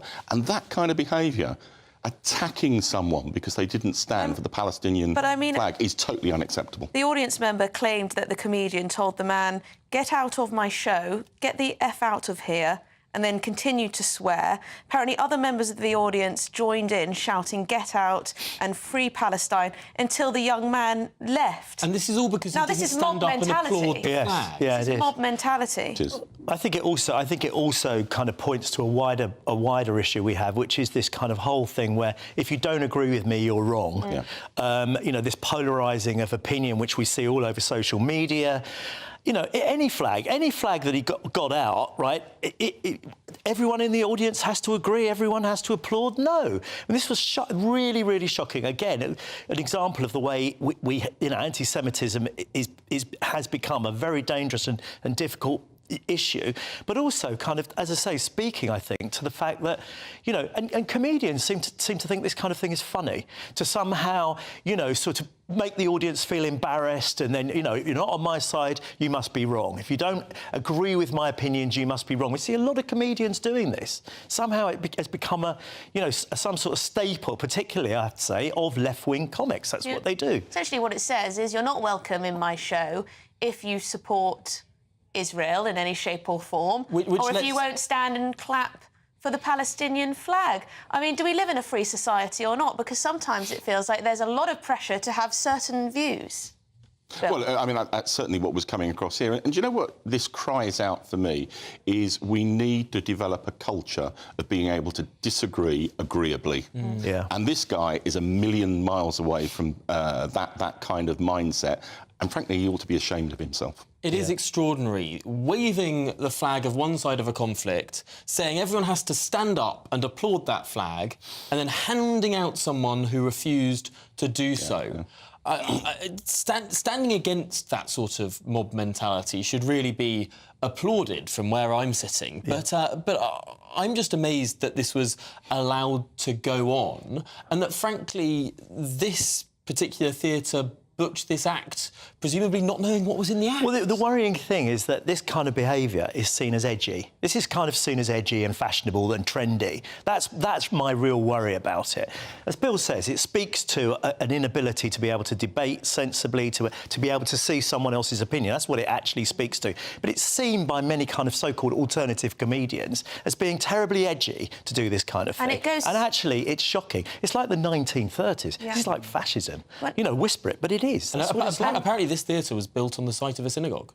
Is the most extraordinary And thing. it goes so much further, doesn't it? On campuses, we're hearing stories you know, every week about Jewish students feeling, well, targeted or feeling unsafe or threatened. And it's difficult, isn't it? Because a lot of people say, oh, well, I'm only critical of Israel. I'm not saying anything negative about the Jews. But there is such a blurred line, isn't there, Bill? There is, and look, I'm a former university vice-chancellor, and you know, when I'm still about being able to disagree agreeably, that's what I gave a lecture on that within universities about the role of higher education to teach students how to be able to disagree agreeably, and I think that's fundamentally important. And it's broader than higher education; it's within a society as a whole, and I think we are sadly lacking that at the moment. Yeah, we are. Now, we should say that we've reached out to Mr Curry for comment. He has not yet replied, but posting on X, formerly known as Twitter, Soho Theatre itself has responded by saying this: "We're sorry and saddened by an incident that took place at our venue at the end of a performance of Paul Curry Stum on Saturday the 10th of February, which has caused upset and hurt to members of the audience attending and others. We take this very seriously and are looking into the detail of what has happened thoroughly, as sensitively and quickly as we can. It's important to us that Soho Theatre is a welcoming and inclusive place for all." Well, there we go. And we've also contacted the comedian in question, Paul Curry, for a comment, but we're yet to hear back. Well, after the break, we'll be diving in to a little bit more on perhaps one of the lesser-known stories of the day. Of course, we'll be flipping pancakes. In the GB Newsroom, we bring you the news as it happens. With our team of dedicated journalists across the UK, we're ready to give you accurate reporting every day. When the news breaks, we'll be there with bulletins on GB News, the People's Channel, Britain's news channel. Have a great Saturday night with me, Leo Curse, on this Saturday Night Showdown. It's a crazy world out there, so come and make fun of it with me, my panel of comedians, and a couple of people who actually know what they're talking about. This Saturday Night Showdown is your front row ticket to the clown show every Saturday, only on GB News, the People's Channel, Britain's news channel. GB News Breakfast. Every day from 6 a.m. Lots of people very concerned about what's happening in the Middle East. Iran obviously denying it, but the next move from the United States, our key allies, will be absolutely key. Absolutely right. And I think there's a lot of talk about where this could go, whether the situation could be escalated. But I think the chatter is heading in the right direction, which is about de-escalation. So if there are going to be targeted sanctions against Iran, that's already happened through expelling certain diplomats and other measures there. But you can do that without arm-to-arm combat at this stage. But I think the US will be weighing up all of its options. Antony Blinken obviously gave a press conference in the United States yesterday to say that, you know, there will be a response from the US, but it'll be at their time and it'll be in the way in which they think is the most appropriate. So all eyes are now on the United States as to when it makes that move. Yeah, and it's fascinating, isn't it, how domestic politics plays so much into international politics. The States, they've got a presidential election this year. We've got a budget coming up. So all the noise, both sides. You've got Donald Trump saying, you know, go a bit more hawkish, I suppose you could say, than President Biden. And here we've got all the generals. We've got the Secretary of State for Defence coming out saying we need conscription, we need more cash. But a lot of that is you know, part of the sort of national narratives rather than actually looking at what's happening in Iran, isn't it? It is. I mean, it plays into, you know, the very uncertain times that we're living. And you're absolutely right. You know, there'll be supporters of Donald Trump who are clearly adversaries of Joe Biden to say we must act now. It's a demonstration of showing your strength. Opponents of Biden will say that the US looks weak if it doesn't take action now against Iran, who are clearly, as we know, funding these at arm's length organisations like Hezbollah in Tehran, like the Houthis who are carrying out the attacks in the Red Sea. So Iran is responsible. Every Sunday from 11, join Michael Portillo. There will be topical discussion, looking at the week before and the week to come. So kick back and relax at 11 a.m. on Sundays on GB News with me, Michael Portillo. GB News, the People's Channel, Britain's news channel.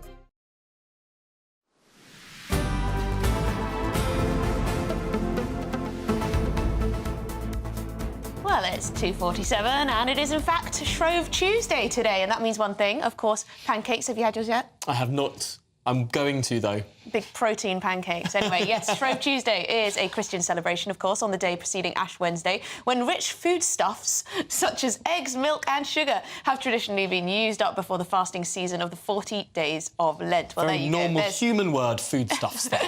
Let's cross over to our northwest of England reporter, Sophie Reaper, who joins us from a cafe in Manchester. And Sophie, who have you got for us there? Good afternoon to you both. Joining me is Ollie, who's the founder of Black Milk here in Northern Quarter of Manchester. Now, Black Milk is typically a dessert shop, but of course it's Pancake Day, so they are going all out on pancakes. You've been very busy today, haven't you, Ollie? Tell me about that. So yeah, we opened at 10 a.m. this morning. We had our faithful guests all lined up in front of the cafe. It was lovely to see and lovely to welcome them in and wish them a happy Pancake Day.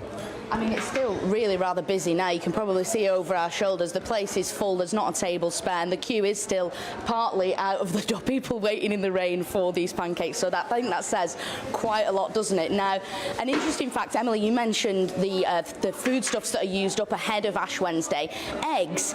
In the UK today, it's anticipated 52 million eggs will be cracked. Isn't that the most astounding number? It's fascinating. It's quite a feat for the farmers, isn't it, to say the least? It is indeed, of course. And you know what? This is really interesting because there is this debate on Shrove Tuesday or Pancake Day about the British crepe, the traditional British pancake, versus the kind of pancake that yourselves make here. Where do you stand on that debate, Ollie? Yeah, so I love a crepe at home. I was inspired by the crepe fans in France as a child. We used to go in summer over there.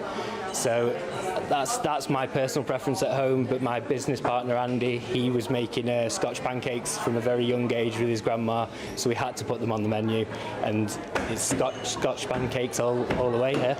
Absolutely, and just quickly for our viewers now, they were supposed to launch a new kind of pancake today, weren't you? But that hasn't ended up happening, so to tell our viewers why. Yeah, so I was developing a lovely almond spread, Bakewell tart inspired pancake stack using Morello cherries and our beautiful almond cream, but we ended up actually selling out of the almond cream before Pancake Day, so unfortunately for the customers and ourselves, we weren't actually able to get it on the menu. So no Bakewell tart pancakes here at Black Milk today, but they're still flying off the shelves either way. Thank you so much for that, Ollie. Clearly, Pancake Day is a big hit. Around 50% of Brits are going to take part in it today, and no wonder, because let's be honest, who doesn't love a good pancake?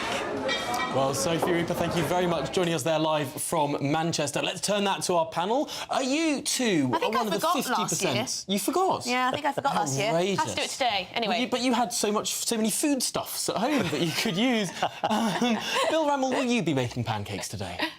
My wife is making them at the moment for our two grandchildren. Amazing. And I will be joining them. Oh, how lovely. And have you got her a Valentine's Day card, Bill? Not yet. That's tomorrow, everyone. Well, Martin, remember, this is tomorrow. If there's anything that potentially is slightly more significant than Pancake Day, it's Valentine's Day tomorrow. Yes, it is. Yeah, I've got to get a card as well, actually. Not at the petrol station. No, not at the Martin. petrol station. Not at the I won't be petrol getting the flowers station. there either, hopefully. Well, I'm afraid we're going to have to cut this short because we do have some breaking news to bring the channel, and that's that 3 people have been found guilty at Westminster Magistrates Court of a terror offence after they displayed images of paragliders at a pro-Palestine march in central London last year, just a week after Hamas militants attacked Israel. Yes, this is very interesting. So these 3 women who were displaying images of paragliders at a pro-Palestinian march last year, just a week after Hamas militants attacked Israel, they have been found guilty. Which is very interesting indeed. Oh, we've got Ray Addison here with us, who is now outside the court. Ray, what was said? Yes, well, good afternoon to you both. This verdict being handed down by Judge Tan Ikram. He's the Deputy Senior District Judge, and he said it was his conclusion after hearing the trial, which was 1 day in length, that the reasonably informed observer would not have associated the images with those of freedom or escape. That had been the claim made by the defence KC, that the images actually represented in Palestinian culture freedom or similar to like birds or balloons, and being able to escape from what they described as Hamas being, rather Gaza being an open prison. Now that was rejected by Judge Tan Ikram. He said that he was sure that the reasonable observer would associate the image that was displayed by the defendants with Hamas. He said, therefore, we found all of the defendants guilty of the Section 13 offence under the Terrorism Act. But he did say that he wanted to be very clear that he found no evidence that any of the three defendants were supporters of Hamas. Now, the prosecution then made a short statement where they submitted that they believed that the defendants had worn the images or displayed the images deliberately, and they said possibly maliciously, to have an impact on the Jewish community, it being just 7 days since that horrific terror attack in Israel. Now, that was rejected by the judge, by Judge Tan, and he then went on to give further details of the case. But yes, this case obviously come to a conclusion today. Woon found guilty and sentencing to continue. More from you in the coming hours, because what an extraordinary story. That's it from us, and thank you to our panel for joining us as well. Sorry, it's been cut short, but let's go now to Martin Daubney, who, of course, will be picking up on that story, that breaking news of the paraglider arrests. But, Martin, what else is on the show? Yeah, exactly right. Justice at last. Two-tier policing finally isn't happening, with the paragliders getting nicked for it. And about time, a lot of people might say. On the same note, the Labour Party in crisis, their Palestine problem coming back to haunt them. And we'll also be saying, is British politics being Islamified, the Rochdale by-election turning into a poisoned chalice? Plus, is our army losing the war to woke? And now, is golf racist? Last week it was the countryside. This week, golf is racist. Got all that coming up on the show, 3 till 6. But first, here's your latest weather forecast. A brighter outlook with Box Solar, sponsors of weather on GB News. Hello, I'm Alex Berkel here with your latest GB News weather forecast. Over the next few days, the best chance of staying dry will be across the far north, but for most, there's a fair bit of rain around. We've already seen quite a bit of rain so far today. That's in association with a weather system that is gradually making its way northeastwards and will continue to do so as we go through the end of the afternoon and into the evening. So staying pretty cloudy, further outbreaks of rain across much of England and Wales, and that rain will feed into Northern Ireland overnight as well. Meanwhile, across Scotland, apart from a few showers, it is going to be largely dry and there will be some clear skies. As a result, we will see temperatures dropping. So a relatively harsh frost here. Meanwhile, elsewhere, because of the cloudy, wet weather, it's actually going to be relatively mild to start tomorrow morning. As we go through the day tomorrow, though, a fairly cloudy grey picture yet again. Further outbreaks of rain, and these could be heavy, perhaps even persistent for a time towards the south, and more wet weather then feeding into parts of Scotland as we go through the day, and some of this wet weather could bring some snow over higher ground. Holding on to some chillier air across the far north, so temperatures a little bit